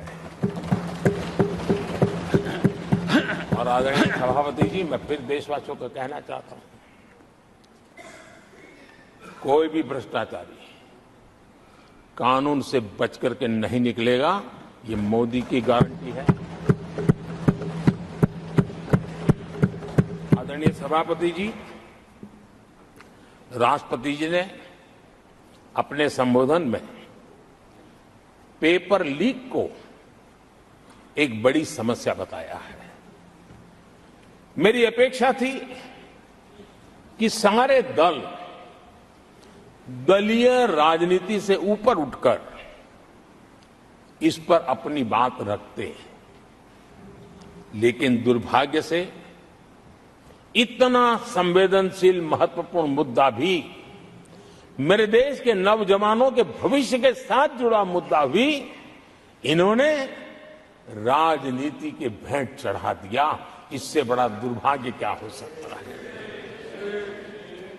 मैं देश के नौजवानों को आश्वस्त करता हूं कि आपको धोखा देने वालों को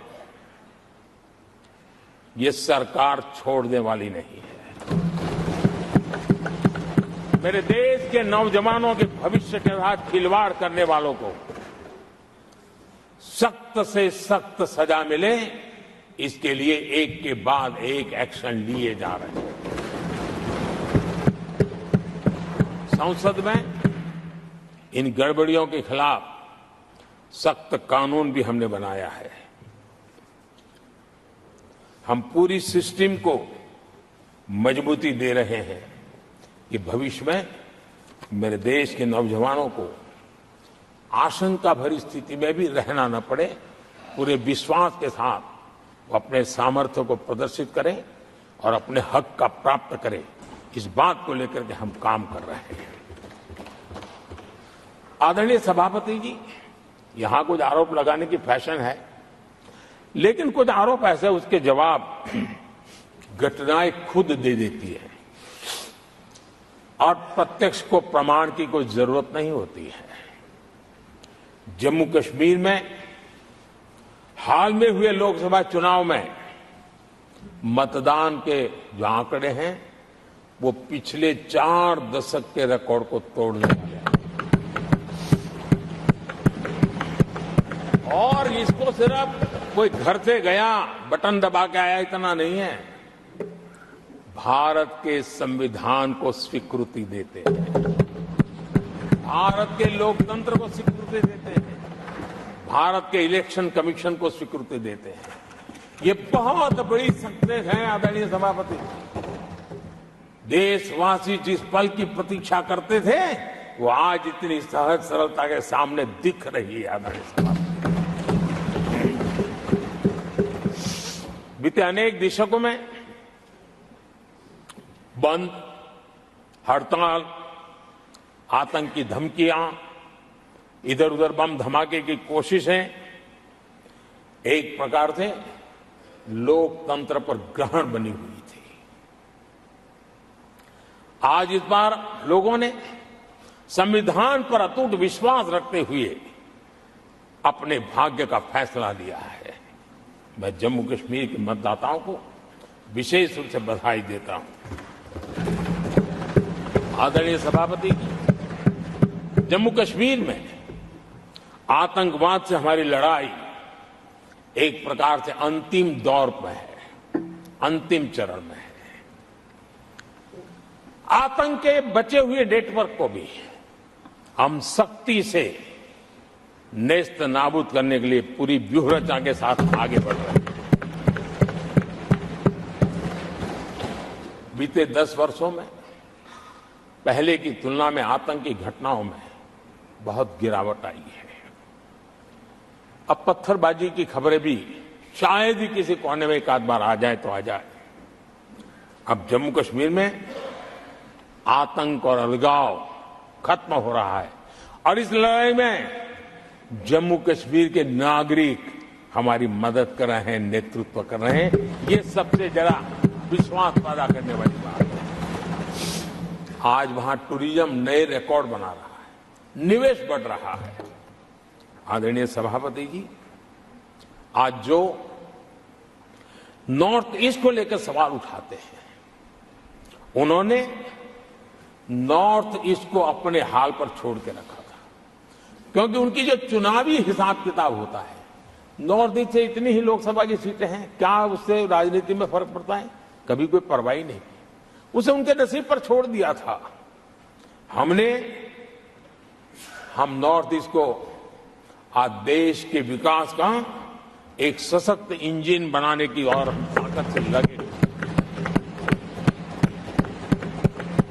नॉर्थ ईस्ट पूर्वी एशिया के साथ ट्रेड, टूरिज्म और कल्चरल कनेक्टिविटी उसका गेटवे बन रहा है। और ये जो कहते हैं ना 21वीं सदी भारत की सदी, उसमें ये इनिशिएटिव बहुत बड़ा रोल प्ले करने वाला है। ये हमें स्वीकार करना है। आदरणीय सभापति जी, हमने नॉर्थ ईस्ट में गत 5 वर्ष में जो काम किया है, और अगर पुराने कांग्रेस के हिसाब से साथ उसको अगर तुलना कर दी जाए, हमने जितना काम 5 साल में किया है, इतना अगर उनको करना होता ना तो कम से कम 20 साल लग जाते, एक पीढ़ी और चली जाती।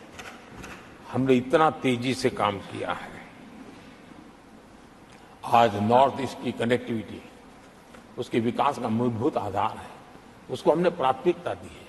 और आज भूतकाल के सारे इंफ्रास्ट्रक्चर से कई गुना आगे हम निकल चुके हैं और हमने उसको करके दिखाया है।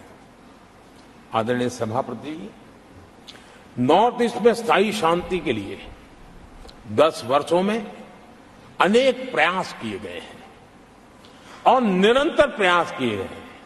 बिना रुके, बिना थके, हर एक को विश्वास में लेते हुए में प्रयास किए गए हैं। और उसकी चर्चा कम हुई है देश में, लेकिन परिणाम बहुत ही आशा पैदा करने वाले निकले हैं। राज्यों के बीच सीमा विवाद संघर्षों को जन्म देता रहा है और आजादी से अब तक ये निरंतर चलता रहा है। हमने राज्यों को साथ बिठा करके सहमति के साथ जितने सीमा विवाद खत्म कर सकते हैं एक के बाद एक अकॉर्ड करते करते जा रहे हैं। रिकॉर्डेड है, सहमति की रिकॉर्ड है और उसके लिए जो सीमाओं में किसी को उधर जाना है, किसी को यहां आना है, कहीं रेखा यहां बनानी, कहीं रेखा वहां, वो सारे काम कर चुके हैं। आदरणीय सभापति जी, ये नॉर्थ ईस्ट की बहुत बड़ी सेवा है। हिंसा से जुड़े संगठन, जो हथियारबंद गिरोह थे, जो वहां लड़ाई लड़ते रहते थे, अंडरग्राउंड रह के लड़ाई लड़ते थे, हर व्यवस्था को चुनौती देते थे, हर काउंटर ग्रुप को चुनौती देते थे, खून खराबा होता रहता था। आज उनको साथ लेकर के स्थायी समझौते हो रहे हैं, शस्त्र सरेंडर हो रहे हैं। जो गंभीर गुनाह के अंदर हैं वो जेल जाने के लिए तैयार हो रहे हैं, अदालत को फेस करने के लिए तैयार हो रहे हैं।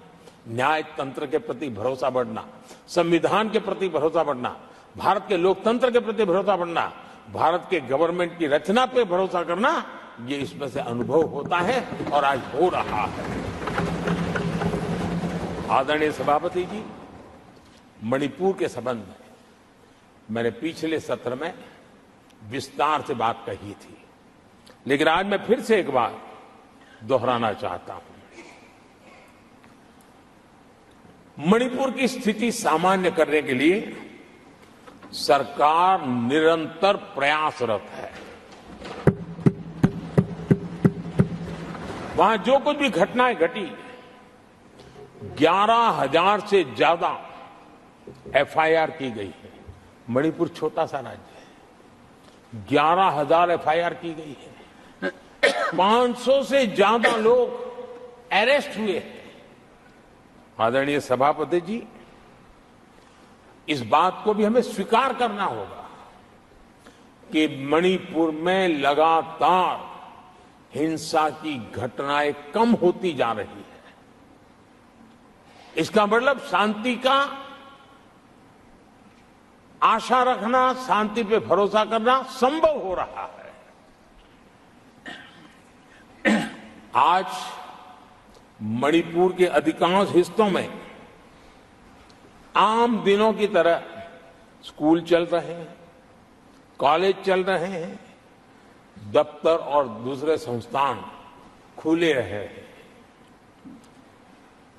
आदरणीय सभापति जी, मणिपुर में भी जैसे देश के अन्य भागों में परीक्षाएं हुई, वहां भी परीक्षाएं हुई हैं और बच्चों का अपनी विकास यात्रा जारी रखी है।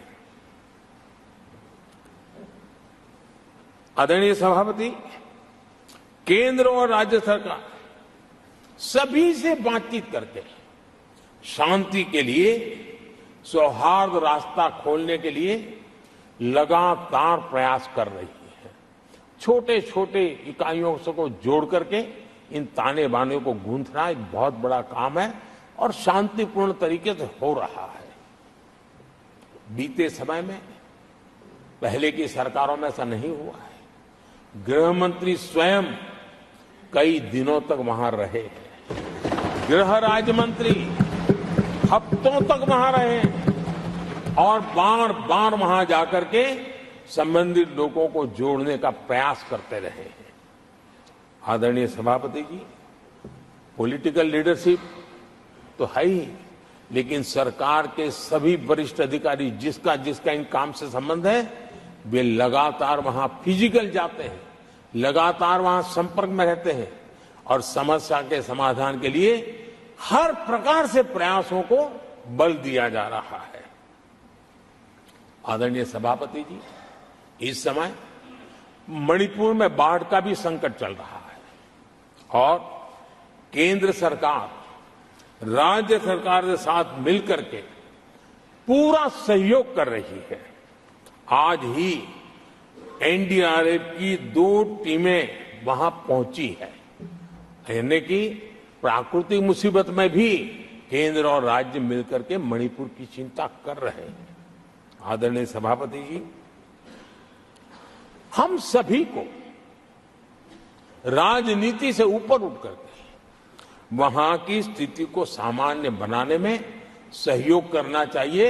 ये हम सबका कर्तव्य है। आदरणीय सभापति जी, जो भी तत्व मणिपुर की आग में घी डालने की कोशिश कर रहे हैं, मैं उनसे आगाह करता हूं कि ये हरकतें बंद करें।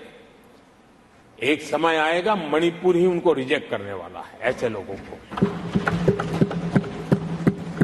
आदरणीय सभापति जी, जो लोग मणिपुर के इतिहास को जानते हैं, मणिपुर की घटनाक्रम को जानते हैं, उनको पता है कि वहां का सामाजिक संघर्ष का एक लंबा इतिहास रहा है। उस संघर्ष की मानसिकता की जड़ें बहुत गहरी हैं, इसको कोई नकार नहीं सकता है। और कांग्रेस के लोग ये न भूले कि मणिपुर में इन्हीं कारणों से 10 बार राष्ट्रपति शासन लगाना पड़ा है। इतने छोटे से राज्य में 10 बार प्रेसिडेंशियल रूल लगाना पड़ा है, राष्ट्रपति शासन लगाना पड़ा है। कुछ तो मुसीबतें होगी, और ये हमारे कालखंड में नहीं हुआ है। लेकिन फिर भी राजनीतिक फायदा उठाने के लिए वहां पर जिस प्रकार की हरकतें हो रही है, और राष्ट्रपति जी, आदरणीय सभापति जी, मैं इस सदन में देशवासियों को मैं बताना चाहता हूं, 1993 में मणिपुर में ऐसे ही घटनाओं का क्रम चला था, और इतना तीव्र चला था, इतना व्यापक चला था, वो 5 साल लगातार चला था। तो ये सारा इतिहास समझ करके हमें बहुत समझदारी के पूर्वक स्थितियों को ठीक करने के लिए प्रयास करना है। जो भी इसमें सहयोग देना चाहते हैं, हर एक का सहयोग भी हम लेना चाहते हैं, लेकिन हम सामान्य स्थिति को बरकरार रखने में, शांति लाने में भरपूर प्रयास कर रहे हैं। आदरणीय सभापति जी, ये मेरा सौभाग्य रहा है कि मैं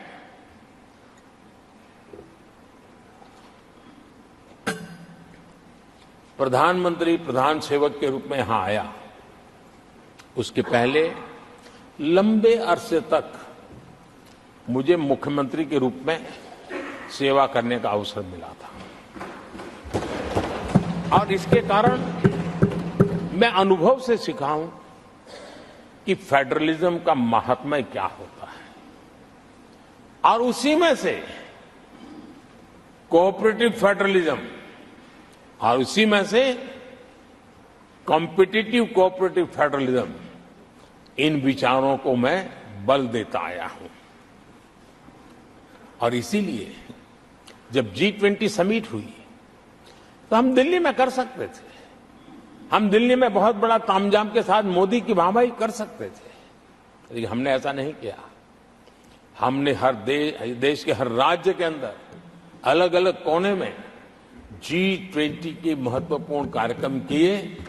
उस राज्य को ज्यादा से ज्यादा वैश्विक प्रतिष्ठा मिले, इसके लिए प्रयास किया गया। उस राज्य का ब्रांडिंग हो, विश्व उस राज्य को जाने पहचाने, उसके सामर्थ्य को जाने, और उसकी विकास यात्रा के लिए खुद भी अपना नसीब आजमाए।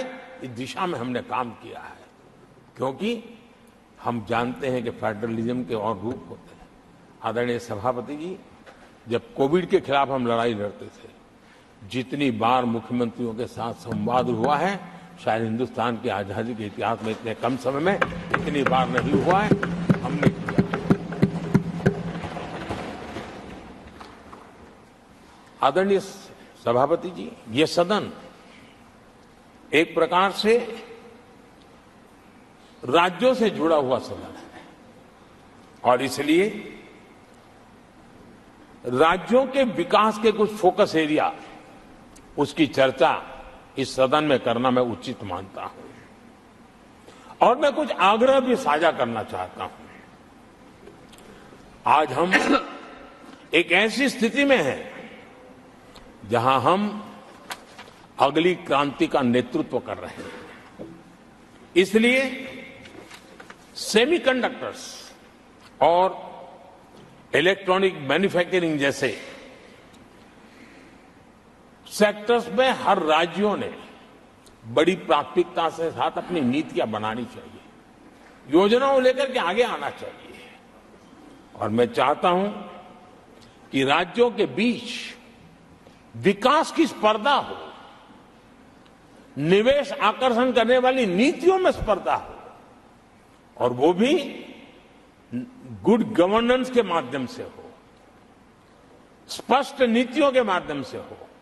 मैं पक्का मानता हूं कि आज जब विश्व भारत के दरवाजे पर दस्तक दे रहा है, तब हर राज्य के लिए अवसर है। और जब ये राज्यों से जुड़ा हुआ सदन है, तो मैं आग्रह करूंगा राज्यों से कि आप आगे आइए और विकास की यात्रा में आप भी उसका फायदा उठाइए। रोजगार सृजन में इस राज्यों के बीच स्पर्धा क्यों न होनी चाहिए? फलाने राज्य की उस नीति के कारण उस राज्य में नौजवानों को इतना रोजगार मिला, तो दूसरा राज्य कहा है तुम्हारी नीति में मैंने +1 कर दिया तो मुझे ये फायदा मिला। रोजगार के लिए राज्यों के बीच में स्पर्धा क्यों नहीं होनी चाहिए? मैं समझता हूं कि ये देश के नौजवानों के भाग्यों को बदलने में बहुत काम आएगा। आज नॉर्थ ईस्ट में, असम में सेमीकंडक्टर पर तेज गति से काम चल रहा है, और इससे असम, नॉर्थ ईस्ट, वहां के नौजवानों को बहुत ही फायदा होने वाला है, और साथ साथ देश को भी फायदा होने वाला है।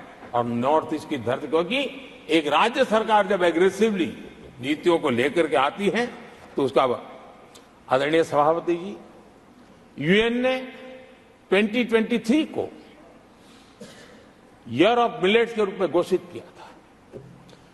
ये भारत की अपनी खुद की ताकत है। मिलेट्स हमारे छोटे किसानों की ताकत है, और जहां कम पानी है, जहां सिंचाई की सुविधाएं नहीं है, वहां पर मिलेट्स, जो कि एक सुपर फूड है, मैं मानता हूं कि राज्य इसके लिए आगे आए, अपने अपने राज्य के इस सुपर फूड को, मिलेट्स को लेकर के वैश्विक बाजार में जाने की योजना बनाए। उसके कारण दुनिया के हर टेबल पर हिंदुस्तान का मिलेट होगा, डाइनिंग टेबल पर, और हिंदुस्तान के किसान के घर में दुनिया से कमाने का अवसर पैदा हो जाएगा। भारत के किसान के लिए समृद्धि के नए द्वार खुल सकते हैं। मैं राज्यों से आग्रह करूंगा कि आप आइए। आदरणीय सभापति जी, दुनिया के लिए न्यूट्रिशन मार्केट, इसका सॉल्यूशन भी हमारे देश के मिलेट में है। ये सुपर फूड है, और जहां पर न्यूट्रिशन की चिंता है, वहां पर हमारा मिलेट बहुत बड़ा काम कर सकता है। हम इस आरोग्य की दृष्टि से भी वैश्विक मंच पर ले जाने के लिए हमारे राज्य आगे आए, अपनी एक पहचान बनाए। आदरणीय सभापति जी, 21वीं सदी में ईज ऑफ लिविंग, ये सामान्य मानवीय का हक है, और मैं चाहता हूं कि राज्य सरकार अपने यहां के नीति, नियम, व्यवस्थाएं उस प्रकार से विकसित करें ताकि सामान्य नागरिक को ईज ऑफ लिविंग का अवसर मिले। और इस सदन से राज्यों को अगर वो संदेश जाता है तो देश के लिए उपयोगी होगा। आदरणीय सभापति जी, भ्रष्टाचार के खिलाफ जो हमारी लड़ाई है, उसको हमें कई स्तरों पर नीचे ले जाना पड़ेगा, और इसलिए चाहे पंचायत हो, नगरपालिका हो, महानगरपालिका हो, तहसील पंचायतें हो, जिला परिषद हो, ये सारी इकाइयों में एक ही मिशन के साथ भ्रष्टाचार से मुक्ति का राज्य अगर बीड़ा उठाएंगे तो हम बहुत तेजी से देश के सामान्य मानवी को जो भ्रष्टाचार से जूझना पड़ता है, उससे मुक्ति दिला सकते हैं। आदरणीय सभापति जी, समय की मांग है कि हमारे यहां एफिशिएंसी अब होती है चलती है का जमाना चला गया है। 21वीं सदी में भारत को, अगर भारत की सदी के रूप में अपने आप को प्रस्तावित करना है, तो हमारे गवर्नेंस के मॉडल में, हमारे डिलीवरी के मॉडल में, हमारे निर्णय प्रक्रिया के मॉडल में एफिशिएंसी बहुत अनिवार्य है। मैं आशा करता हूं कि सर्विस की स्पीड बढ़ाने में, निर्णयों की स्पीड बढ़ाने में एफिशिएंसी की दिशा में काम होगा। और जब इस प्रकार से काम होते हैं तो ट्रांसपेरेंसी भी आती है, इफ्स एंड बर्ड्स भी नहीं रहते हैं, और सामान्य मानवीय के हकों की रक्षा भी होती है, और ईज ऑफ लिविंग इसका एहसास हर नागरिक कर सकता है।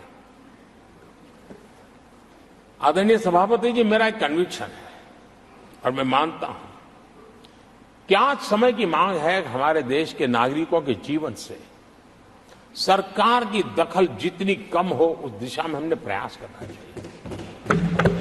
रोजमर्रा की जिंदगी में सरकार सरकार सरकार, अब हम उस दिशा में जा रहे हैं। तब हां, जिनको सरकार की जरूरत है, जिनके जीवन में सरकार की उपयोगिता आवश्यकता है, उनके जीवन में सरकार का अभाव नहीं होना चाहिए। लेकिन जो अपने बलबूते पर जीवन को आगे बढ़ाना चाहते हैं, सरकार का प्रभाव उनके रोकने का प्रयास न करें, और इसलिए सरकार की दखल जितनी कम हो वैसी समाज और सरकार की व्यवस्थाओं को विकसित करने के लिए मैं राज्यों से आग्रह करता हूं कि आप आगे आइए। आदरणीय सभापति जी, क्लाइमेट चेंज के कारण प्राकृतिक आपदाओं की स्थिति बढ़ती जा रही है, और वो किसी को एक कोने में करने वाला काम नहीं होता है। हमने सामूहिक रूप से मिलकर के काम करना होगा। राज्यों ने अपने सामर्थ्य बढ़ाना होगा ताकि प्राकृतिक आपदाओं को हम पूरा, पीने के पानी की व्यवस्था वो भी उतना ही महत्व देना होगा, सामान्य मानवीय को आरोग्य की सेवा वो भी उतना ही महत्व देना होगा। और मैं मानता हूं कि हमारे राज्यों में राजनीतिक इच्छा शक्ति के साथ इन मूलभूत कामों की दिशा में हमारे राज्य जरूर जुड़ेंगे। आदरणीय सभापति जी, ये दशक और ये सदी भारत की सदी है, लेकिन भूतकाल हमें कहता है कि अवसर तो पहले भी आए थे, लेकिन हम अपने ही कारणों से अपने अवसरों को खो चुके थे। अब हमें अवसर खोने की गलती नहीं करनी है। हमें अवसरों को ढूंढना है, हमें अवसरों को जकड़ना है, और अवसरों के सहारे हमें अपने संकल्पों को सिद्ध करना है, उस दिशा में जाने का। इससे बड़ा कोई समय नहीं हो सकता है जो समय आज भारत के पास है, 140 करोड़ देशवासियों के पास है, विश्व के सबसे युवा आबादी वाले देश के पास है। और इसको जो देश हमारे साथ आजाद हुए थे वो हमसे आगे निकल चुके हैं, बहुत तेजी से आगे निकल चुके हैं। हम नहीं पहुंच पाए। हमें इस स्थिति को बदलना है, और इस संकल्प को लेकर के हमें जिन देशों ने 80 के दशक में रिफॉर्म्स किए, वे आज बहुत तेजी से एक विकसित देश के रूप में खड़े हो गए हैं। हमें रिफॉर्म्स को बुरा मानने की जरूरत नहीं है, रिफॉर्म से कतराने की जरूरत नहीं है, और रिफॉर्म करते हैं तो खुद की सत्ता चली जाएगी ऐसे भयभीत रहने की जरूरत नहीं है। सत्ता को हथियार रखने की कोई आवश्यकता नहीं है। जितनी भागीदारी बढ़ेगी, जितने निर्णय की शक्ति सामान्य मानवीय के हाथ जाएगी, मैं समझता हूं हम भी, भले हम शायद लेट हुए हो, लेकिन हम उस आकांक्षाओं को पूर्ण करने में उस गति को प्राप्त कर सकते हैं, और हम अपने संकल्पों की सिद्धि कर सकते हैं। आदरणीय सभापति जी, विकसित भारत का मिशन ये किसी व्यक्ति का मिशन नहीं है, 140 करोड़ देशवासियों का, किसी एक सरकार का मिशन नहीं है, देश की सभी सरकारी इकाइयों का मिशन है। और हम एक सूत्र में, एक संकल्प के साथ मिलकर के चलेंगे तो हम इन सपनों को साकार कर पाएंगे, ऐसा हमारा पक्का विश्वास है। आदरणीय सभापति जी, मैं विश्व मंच पर जाता हूं, विश्व के अनेक लोगों से मिलता रहता हूं, और मैं आज अनुभव कर रहा हूं कि पूरा विश्व निवेश के लिए तैयार है, और भारत उनकी पहली पसंद है। हमारे राज्यों में निवेश आने वाला, उसका पहला द्वार तो राज्य ही होता है।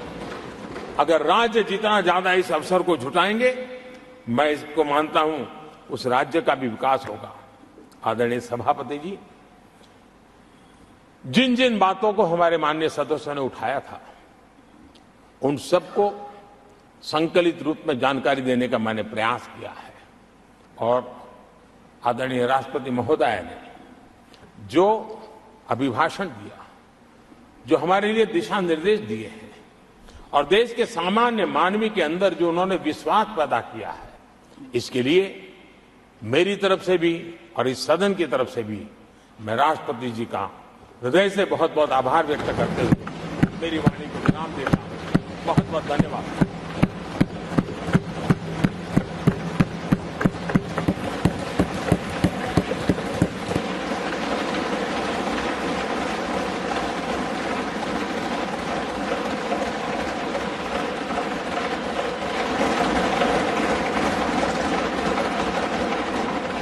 I shall now put the motion to vote.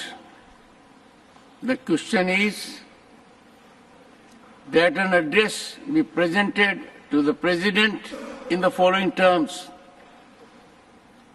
that the members of the Rajya Sabha assembled in this session are deeply grateful to the President for the address which he has been pleased to deliver to both houses of Parliament assembled together on June 27, 2024.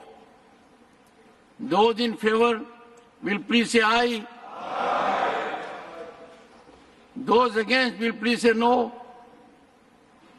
I think the ayes have it, the ayes have it, the ayes have it. The motion is adopted.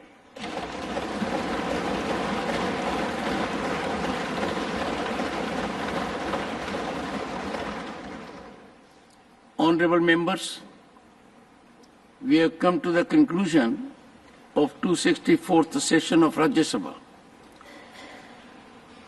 The session began with the President's address to both houses of Parliament, an important tradition that set the tone and outlined the government's agenda. We witnessed Honorable Prime Minister introduce his Council of Ministers after he was sworn in as the Prime Minister of India for the third consecutive term after 6 decades. The motion of thanks to the President's address witnessed lively participation by 76 members for over 21 hours. The House also heard the maiden speeches by 19 newly elected members.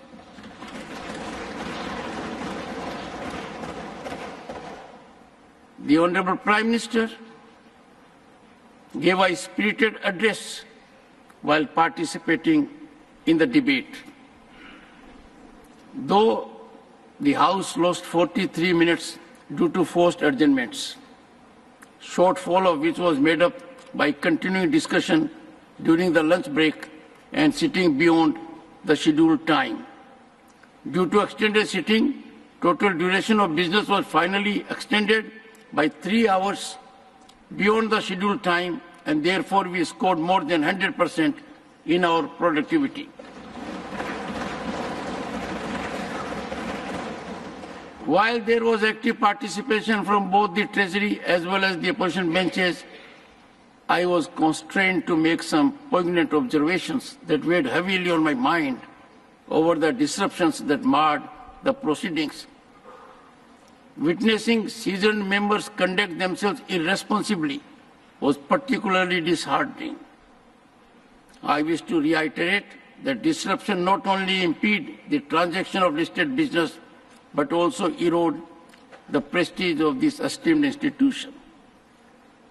It was extremely painful to notice that even leader of the opposition walked into the well of the House, and that was a disgrace to parliamentary conduct and propriety. I expect members of this House to exemplify their conduct so that this becomes a temple for deliberation, discussion, dialogue, and debate.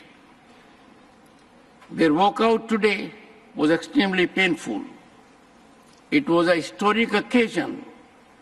The government was in its third term, with Prime Minister heading it continually after 6 decades. They walked away from their constitutional ordainment, and that has set a dangerous precedent antithetical to democratic values.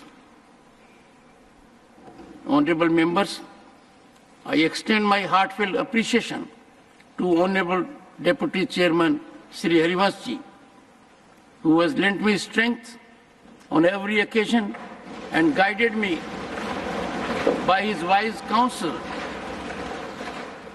in the proceedings of the House and in engaging in innovative steps in the Secretariat.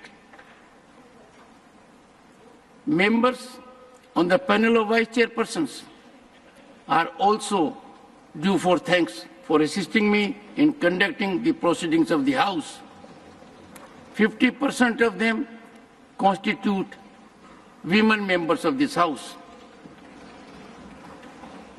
I extend my sense of gratitude to the Leader of the House, to the Leader of the Opposition, leaders of various parties, and all the members for their kind cooperation. I acknowledge the untiring efforts of the Secretary General and his team of dedicated officers and his staff for ensuring smooth conduct of the proceedings during the session. Thank you.